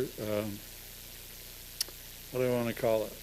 Ramp. Chairman of the Ramp Committee, to give the opening prayer, and then afterwards I'll give the Pledge of Allegiance. Perfect. Or how do we do it? You're in charge, Dave. Huh? You're in charge. What do you want to do? Okay, meeting's adjourned. Let's do it like we always do. We'll do the pledge. Okay. I pledge allegiance To the flag of the United States of America and to the republic for which it stands, one nation, under God, indivisible, with liberty and justice for all.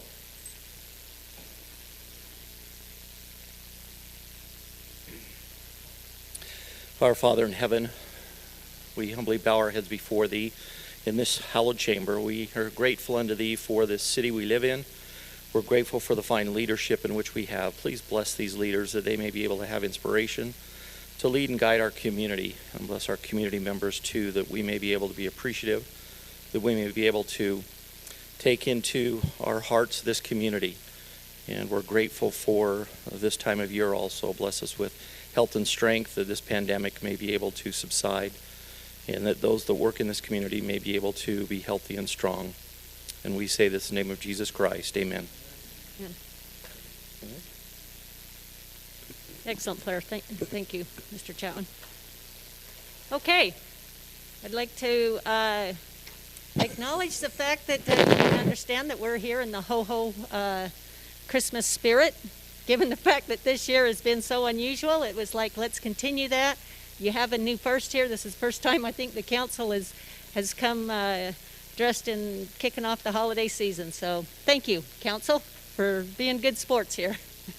The second time. Yeah, we had a holiday in August that we celebrated.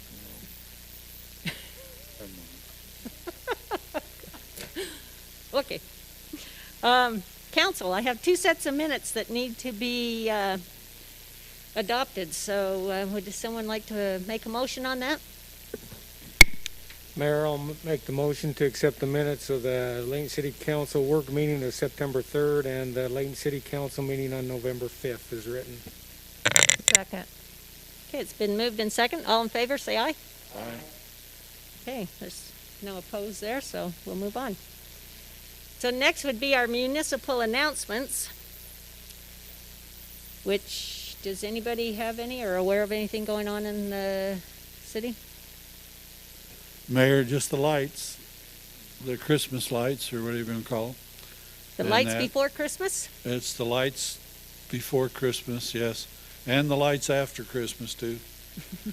But starts at dusk, goes till 11. You can drive around, walk around, whatever you want to do.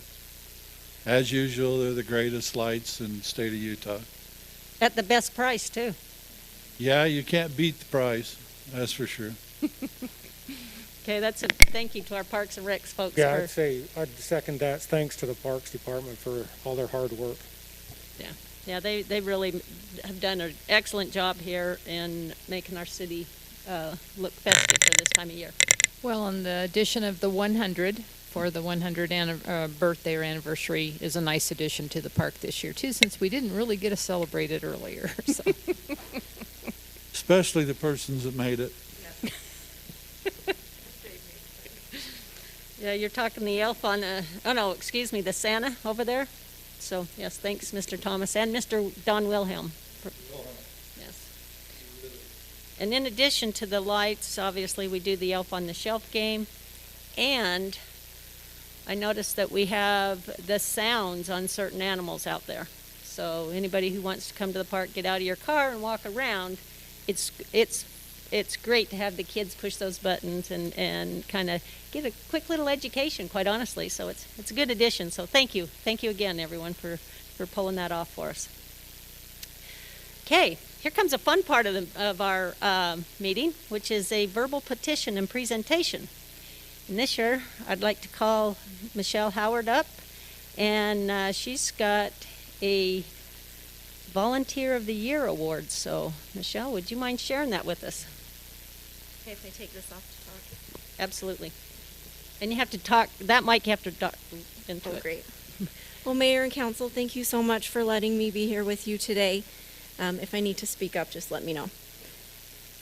So, as you know, our department functions quite heavily or relies quite heavily on volunteers for us to function, whether it's the commissions and advisory boards we work with, whether it's special service projects or special projects, or the hundreds and thousands of volunteer coaches that come through our department every year.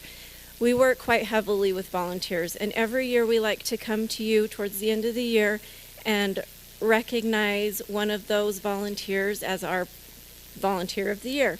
And this year I would like to present to you Mr. Michael Trent as our Volunteer of the Year. Mike, if you wouldn't mind coming up and standing here by me. I'm going to give you just a little bit of background on our relationship with Mike. Mike is actually with the American Youth Soccer Organization region that's here in Layton, so AYSO, and that's really significant for our city and our department because AYSO is the recognized provider of recreation soccer. So our Parks and Rec department, we do not provide recreation soccer because Mike and his group do such a good job at providing that recreation-based soccer. They provide that for us. And because of that, we work very closely with them. And for the past 3 to 4 years, myself and Mike have worked very closely together. Mike, for the past, since 2017, served as the regional commissioner with the local AYSO. And what that job entails is they function basically as the liaison between Layton City and the AYSO region, and he's responsible to manage the day-to-day business of the region, including the coordination of over 1,400 participants and 200 volunteers each year. Wow. In January 2020, Mr. Trent was appointed to area commissioner, so if he didn't have enough responsibilities just watching over Layton, he decided or was gifted moving up to an area commissioner for AYSO, which is in charge of coordination of local AYSO regions in Davis County, Weber County, Box Elder County, and even into Wyoming. And mind you, this man has a full-time job. That's not his full-time job. So Mr. Trent was integral in coordinating AYSO Recreation Soccer League play and field usage in Layton City.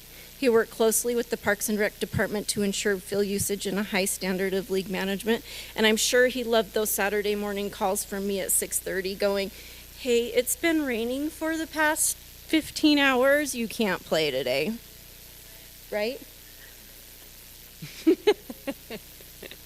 Sorry. Okay, so during his tenure, Mr. Trent was instrumental in the advancement. Oh, I messed up. Hold on.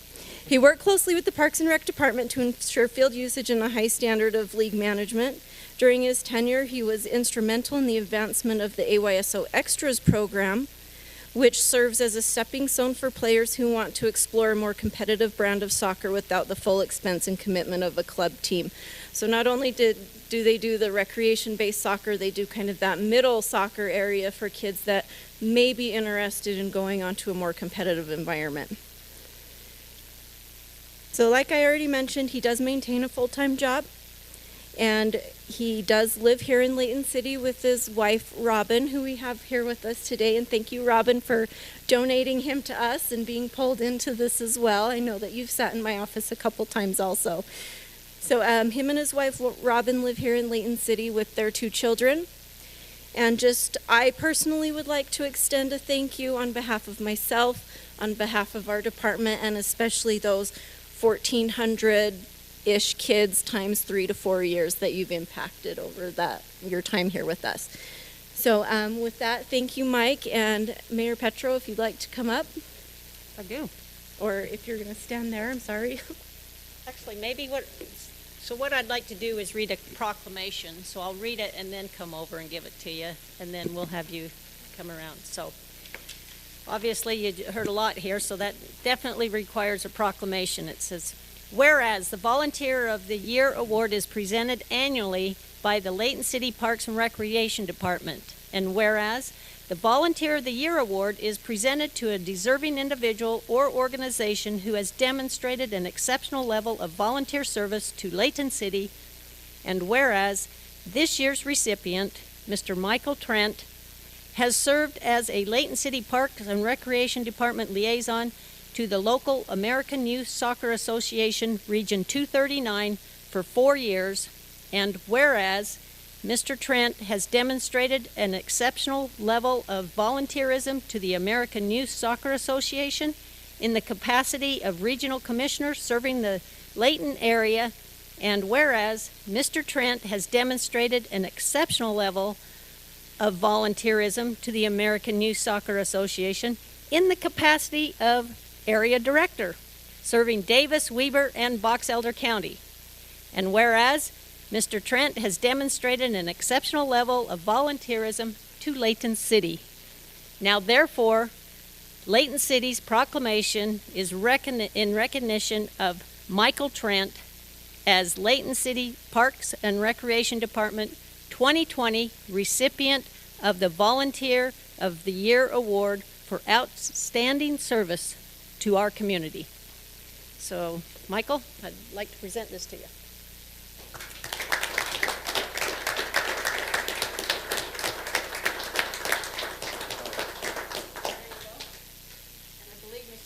Something for you, but we would also like you to go ahead and, if you don't mind, you can bump elbows as a thank you to all the rest of the council here.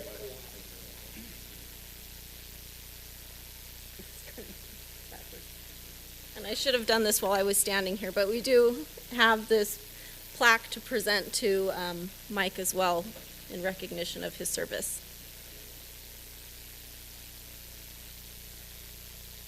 Is that how he spells his name? I sure hope so. The first draft they sent me said 2019, and I thought, I think maybe he'd rather think it was 2019. So.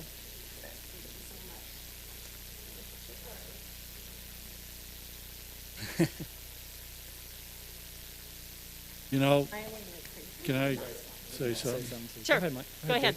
You can't leave. We got some more comments here. The amount of time that you put in, I mean, you work for a living, and then you work because there's a bunch of little kids that kick balls around. But the amount of time is just astronomical. I mean, I've seen it, I've been involved with it, and I understand, and I know you understand. I don't know if the other people that may be listening do, but the amount of coordination it takes to run the amount of kids that you're running is just, you know, I mean, I can only applaud you because you're doing it. What do you get, a T-shirt maybe one time if they leave it at the park and it fits you? Yeah. So anyway, all of us, I mean, you know, you represent the city. You obviously have represented it well. Michelle wouldn't have chosen you to be this if you weren't, and I do applaud you. And I applaud your wife for putting up with you because you're gone a lot. Yeah. Just echoing Councilman Thomas's thoughts, I remember growing up playing lots of sports, and I just showed up to the game, and that's all I did. And as I get older, I realize how much time and effort and energy it takes to put on. And I love soccer. I showed you my Liverpool tie I have on right here. So it just happened to be that you're presenting at a time when it's a great sport, and it's we just appreciate you sharing your time and your talents to help kids be able to be a part of it and get the teamwork and all that goes with playing a sport. So thank you so much for all you do for the city. We appreciate it. Yeah, and I just want to echo that too. I have a granddaughter that plays the extra. That's been a really nice addition to give the little boost without committing to the the fees and the schedule of that. But I also want to commend you and AYSO for handling the pandemic this year. And the fact that you willingly accepted, masks on the sidelines, and some of the parents were pretty good about it, some weren't. But, I think you had an additional with the, schedule being messed up and just everything, and thank you for that as well. Okay. You deserve a round of applause.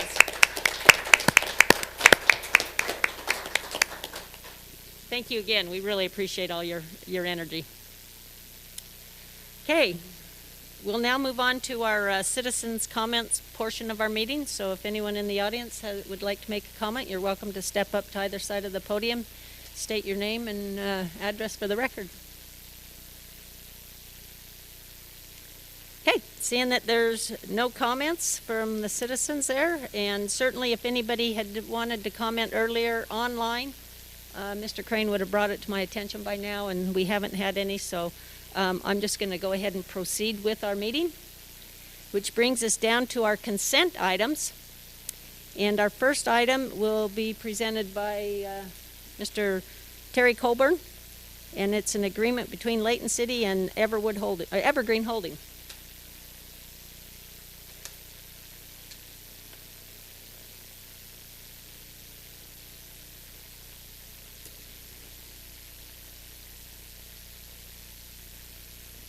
Thank you, Mayor. Bring before the council tonight Resolution 2071, an agreement between Layton City and Evergreen Holding, LLC, entitled Culinary Waterline Improvements, Casing for 8-inch Culinary Water Payback Agreement for the Mecum Towns Development. Evergreen Holding, LLC has installed certain improvements, including culinary water improvements that exceed the typical residential utility requirements in conjunction with the Mecum Town subdivision. The installation of these exceeded improvements will benefit other properties than those owned by the developer. The improvements will be publicly owned and maintained by the city once they have been granted final acceptance for the subdivision. The city desires to reimburse the developer for the cost of the exceeded improvements, not directly associated with their property. The total reimbursement amount for all exceeded improvements is $33,583.09. Staff recommends council adopt Resolution 2071. Council, do you have any questions regarding this item? Yeah. Thank you, Mr. Colburn. Thank you, Mayor. Okay, next up we'll have an amended plot presentation by Mr. Chad Wilkinson.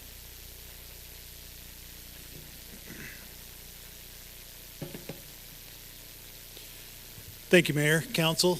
This first application is for an amended subdivision plat for Eastgate Business Park.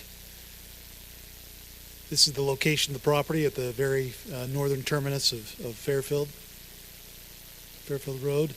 Here's a shot of the entire property shown in that red cross hatching.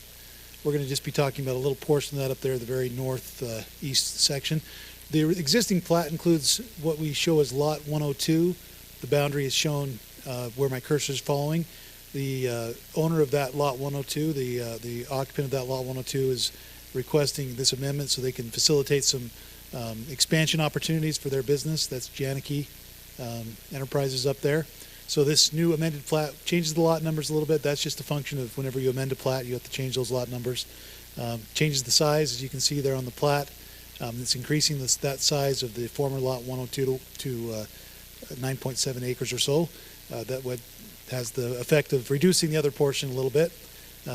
We've reviewed that subdivision amendment, and we are recommending that the council approve. Okay. Council, any questions? Okay, seeing that none, I'll look for a motion then on our consent items as A and B. Madam Mayor, I'll make a motion on our consent items that we adopt, on item A, adopt the agreement between Layton City and the Evergreen Holdings LLC on the culinary water line improvements for the Meekum Town subdivision, and that we grant plat approval for the amended plat at Eastgate Business Park subdivision, First Amendment at 3835 North Fairfield Road. I'll second. Okay, it's been moved in second. All in favor, say aye. Aye. Any opposed? Okay, thank you very much. Okay, we'll now move on to our public hearing portion of the meeting. So, Chad, I see that you're still there. Thank you very much. Because he'll be presenting item A, which is an amendment in the Layton City Municipal Code. Thank you, Mayor, Council. This is, again, something we've talked about for the last couple of meetings. It's a home occupation text amendment to our zoning standards. The code currently allows for home occupations as an allowed use in residential zones, single-family zones.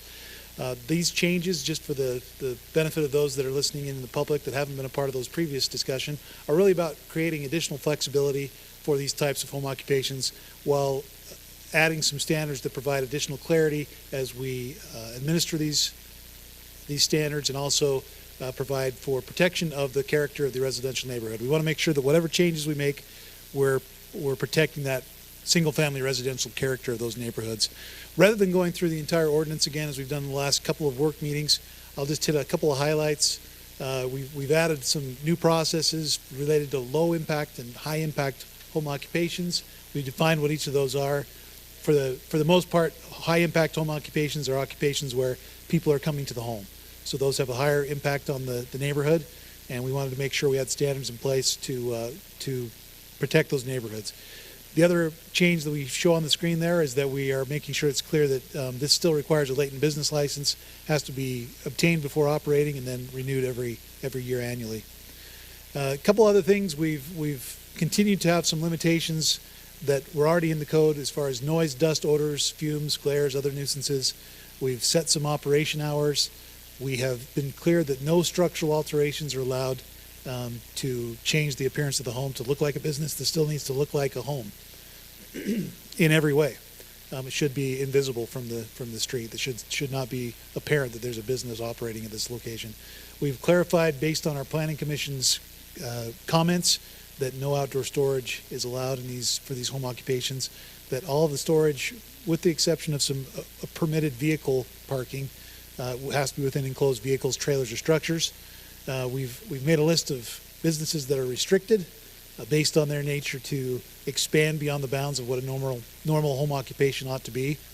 I'm not going to go through each of those in specific, but there's a list there on the screen. One other thing that's come up as we've discussed this with the Planning Commission and council members is indoor storage, what that looks like. Right now, the code does not allow for any storage within a garage, an attached garage, or an accessory structure. That's just prohibited. We've tried to make some flexibility there. We've had a lot of businesses that have wanted to have a little bit of storage. So the proposal is that we add 300 square feet of storage in an accessory structure, 150 square feet in a garage. The one caveat to that, this is a very important caveat, is that they're not allowed to replace any required parking with this storage. So they still have to provide that required parking space within their garage. In the case of, single-family residential, that's 2 covered parking spaces. So you can't remove one car and say, I'm going to use all the storage where that one car was. You still have to provide that required 2 covered parking spaces. You'll notice on these drawings that we've done as examples that there's still some room, even on a 20 by 20 2-car garage, to potentially provide some indoor storage of materials without affecting the ability to park vehicles inside there. So that's a maximum standard. They certainly could do less than that. The other example shows a 3-car garage. We talked about this last time. These are some vehicle allowances. Appreciate in our work meeting, it was pointed out that we had a transcription error. I looked back at those. I checked the Planning Commission documents, and that was just taking it from Planning Commission to the Muni Code program. That "or" was left out. That was the way it was presented at Planning Commission. So the maximum is 2 vehicles less than 10,000 pounds gross vehicle weight, or 1 14,000 pound, and then there's some trailer allowances in addition to that. Again, we want to make sure that the bottom line is that these should be, like I said before, invisible to neighbors, or it should have no more impact than what you'd expect from a single-family home, with the exception of some of these high-impact businesses. And in that case, there's process that's proposed to make sure there's an opportunity for conditions of approval to be added to mitigate any potential concerns to neighboring property owners. Here's a couple other things just to note. We're still going to make sure that we don't have things that are hazardous to the public. Things like explosives, things like that being stored on site, dangerous chemicals, those are still prohibited. One thing that we talked about a little bit, no excessive demand for public utilities or services. If a use wants to be proposed that generates the demand for example, more electricity than a single-family home would normally require, and upgrades in that character, or even it could be water. Maybe they request a huge water meter that was out of characteristic with that neighborhood. Those are things that are prohibited. This has to still be a home. With that, we are recommending approval of this ordinance 20-39 with those few modifications. And also, I would add that we would also recommend that there were some typographical changes that need to be made, punctuation and those kind of things, and we would incorporate those changes in this final ordinance. So with that, are there any questions from the council? Just a comment, and you kind of summarized it at the end about no impact on public utilities. In the paper that I gave you with the suggestions, I think internet ought to be included.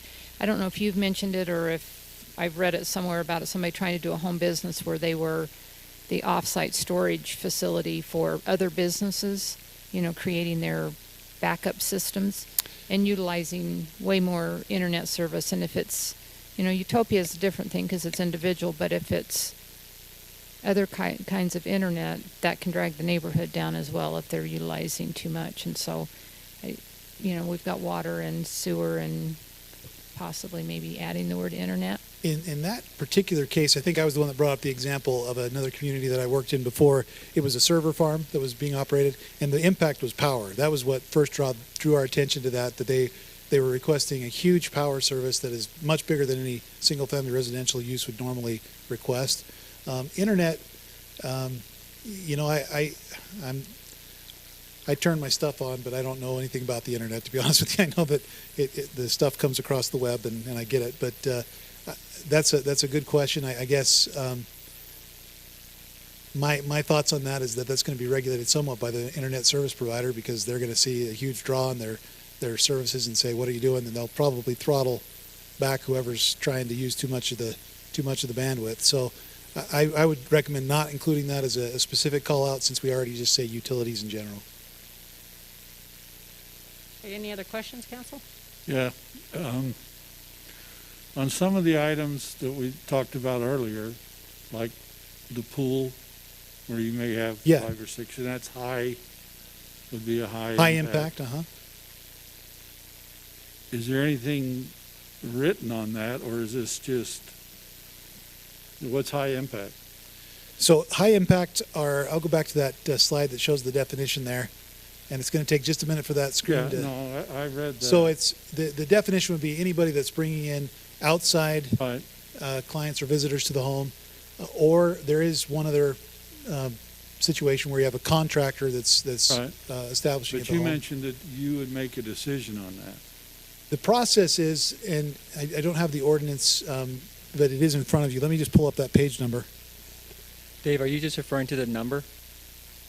The number of people? No, I'm just wondering about the number. Who determines the number? This is good, this is bad. So there's two ways that would be reviewed. One would be it would be reviewed by staff. It would be an administrative determination. If the person can go through the process, get their neighbor's approval through the signature process, then that would be either myself or someone designated in the department that would review that and approve that. But in that process, we would be looking at some mitigating conditions. They're shown on the screen, conditions like limiting hours, limiting the number of visitors. We're going to have to look at each individual property is going to be different depending on the availability of on-street and off-street parking for that property. So there is some discretion given to staff in that case. If they can't get those signatures, or if a neighbor is concerned, they could kick this to a conditional use process through the Planning Commission, and then they'd still review those same things. But one thing to keep in mind is that a conditional use permit is an allowed use. So it's not, we're not questioning whether or not the use is allowed.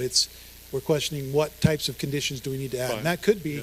hey, we looked at your street, there's only room for 4 cars. You can't have more than 4 people there for your lesson, or whatever the case may be. Okay. Or it might be something where, particularly with daycares, this is something that we look at already, which is, okay, how are you safely going to get the kids in and out of your house? And is there an area for that to occur that's safe and that doesn't require someone to, walk across streets, a busy street or whatever? So that type of review is already occurring with some of these. It actually kicks the review up a little bit, because right now there is no high impact home occupation, so it gives us a little bit more review authority than what we have right now. So it's not based on a motion? No, we hope not. Okay. Yeah. I mean, Unless you really yeah. get emotional about swimming lessons, I guess, look, but I don't. If so. it's not all drawn out, I wonder, sometimes. Yeah. But that's fine. Good. Any other questions? Oh, sorry, Mayor. No, you're fine. No, not so much a question, just I appreciate the discussion and kind of having it go from the council, and I read all through the Planning Commission's discussions. Commissioner Nelson's here, so thanks for all your work on this. And Councilman Morris, I think you were pretty instrumental in trying to get some of this language the way it should be as well. So, we're trying to, the pandemic's kind of made flatten the world a little bit, and American Dream starts in people's garages a lot of times. We want to try to make sure that we can facilitate that, but it also continues. People have their businesses that don't just start there. They might stay there if they're a consultant or a single lawyer who just does transactional work. I know a lot of lawyers who work at home, and being able to have a client in here or there will help their business. So I appreciate the flexibility that we've written in here, and I think it helps keep the residential feel, but allows us to be able to try to help people if they want to try to make something of themselves, either as a primary function of their employment, or if they want to make some extra money on the side in a secondary income, that we've tried to facilitate that. So I think this is exactly how we should be doing it, with input from all the council members and the community, and from the folks of the Planning Commission, and then the staff. So I think this is just been done just perfectly. So appreciate your work. Thank you. Okay. Well, council, this is a public hearing, so I need somebody to open the meeting then, and see if there's take any public comment. I move that we open the meeting to take public comment. Okay, it's been moved in second. Would anyone in the audience care to comment on our public hearing? Okay, Gary, I just want to verify, was there anything at all sent in?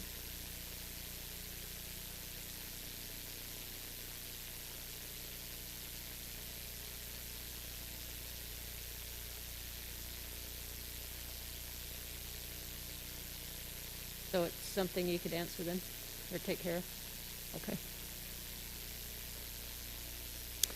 Okay, well, seeing that there's no comments regarding our municipal code amendment, I'll look for action then by the council.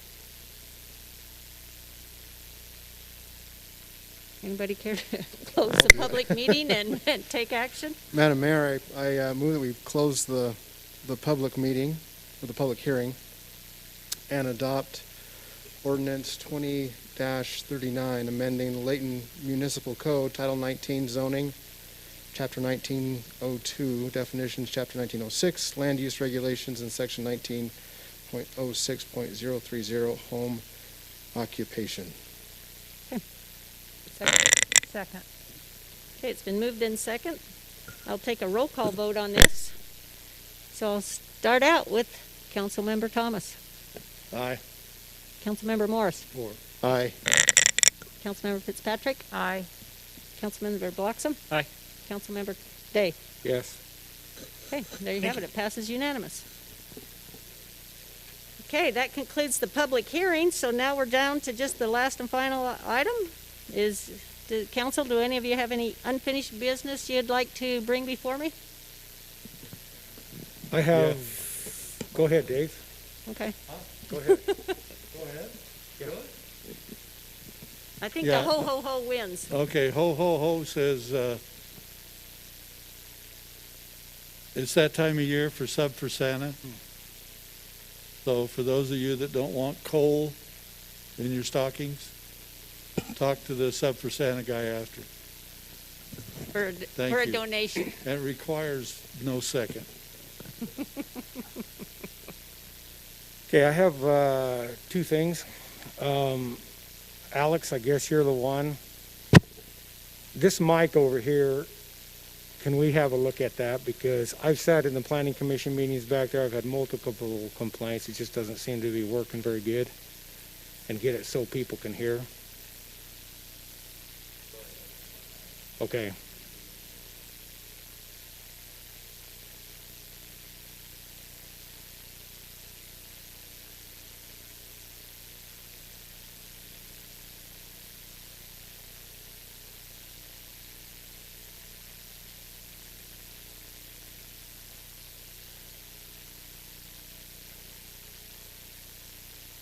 Yeah.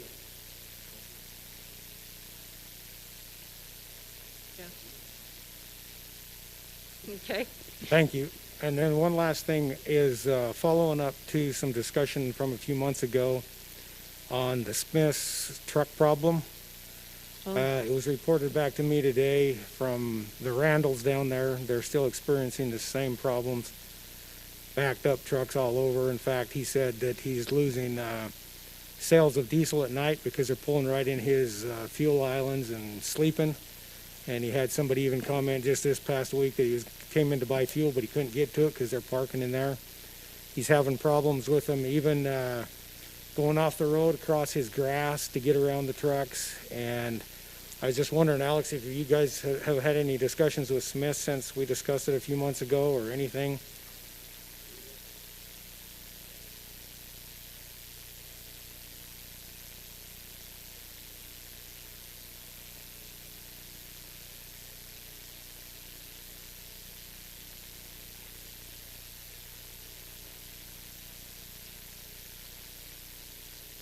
Yeah, it's just a continual problem, and it's just not fair for the businesses down there. He said one night that the police were there even closing one road off because they couldn't get down there because of the trucks. I'm not sure exactly what that entailed, but if we could just follow up on that.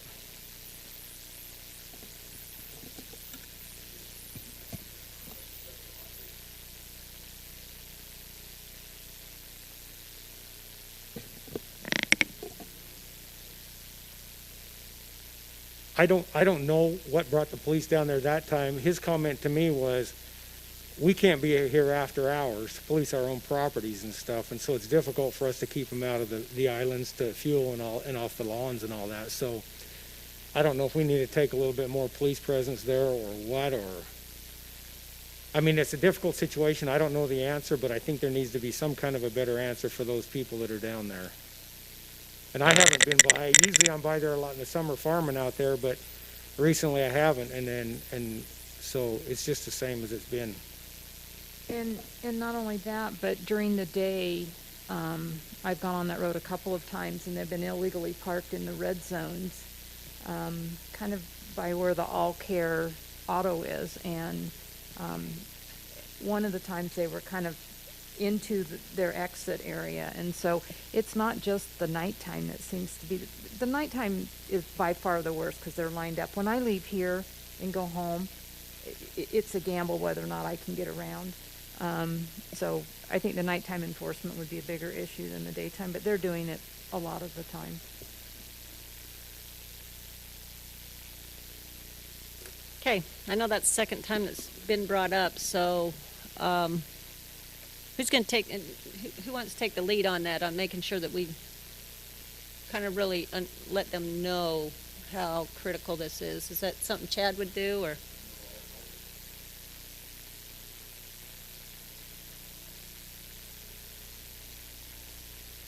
Yeah, it keeps reoccurring, and I know you got to constantly talk to them, but.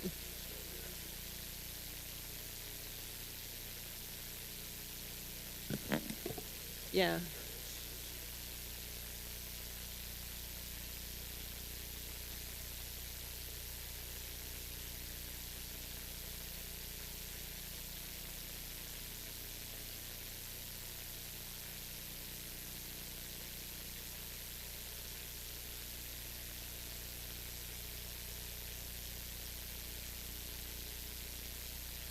much impact. Okay. Oh, they are.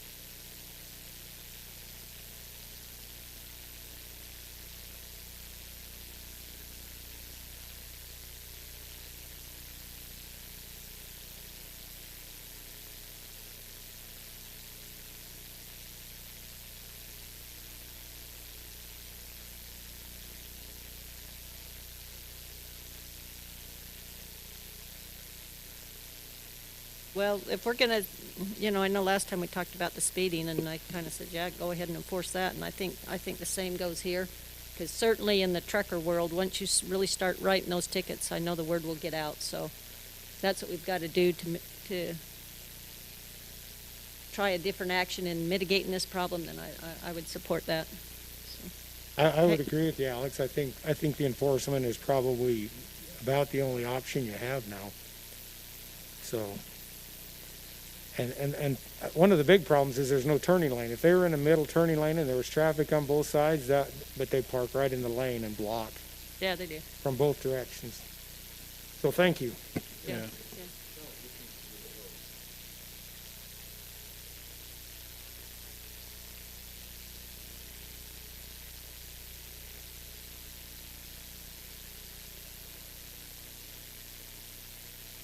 Mm-hmm.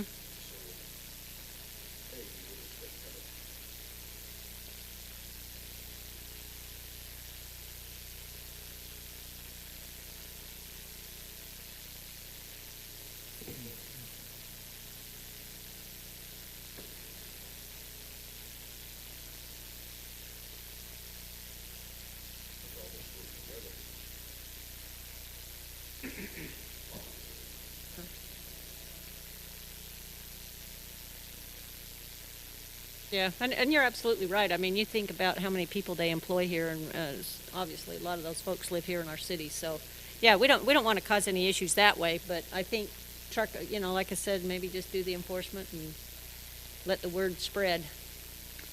Well, you hope the best, because a lot of those truckers, they don't come here all the time. Yeah, I mean, so I mean, you get a lot of new guys and new things. The one thing, if you're looking at enforcement, there was a weird one on, what road is that? Sugar? No. Hillfield Road. Hillfield Road that goes east and west? He was parked right up against the train track, which there wasn't a red line, but it just was weird, because I pulled up and there was a train coming that hadn't come down yet. But anyway, it was just interesting that they're starting. I mean, I'm not going to blame them. They're trying to find a place to park, and they'll do whatever they can, and so they can get out in the morning and do it. But yeah, we're going to have to do something. Okay. Anything else? Any other unfinished business? Very good. Well, I'd say we can wrap this meeting up then. Is there a motion to adjourn? We wrap this meeting up then. Wrap as in Christmas wrap. And I'll second. Okay, thank you, you guys. Thank you very much, and I hope everyone, enjoys their holidays the best they can here.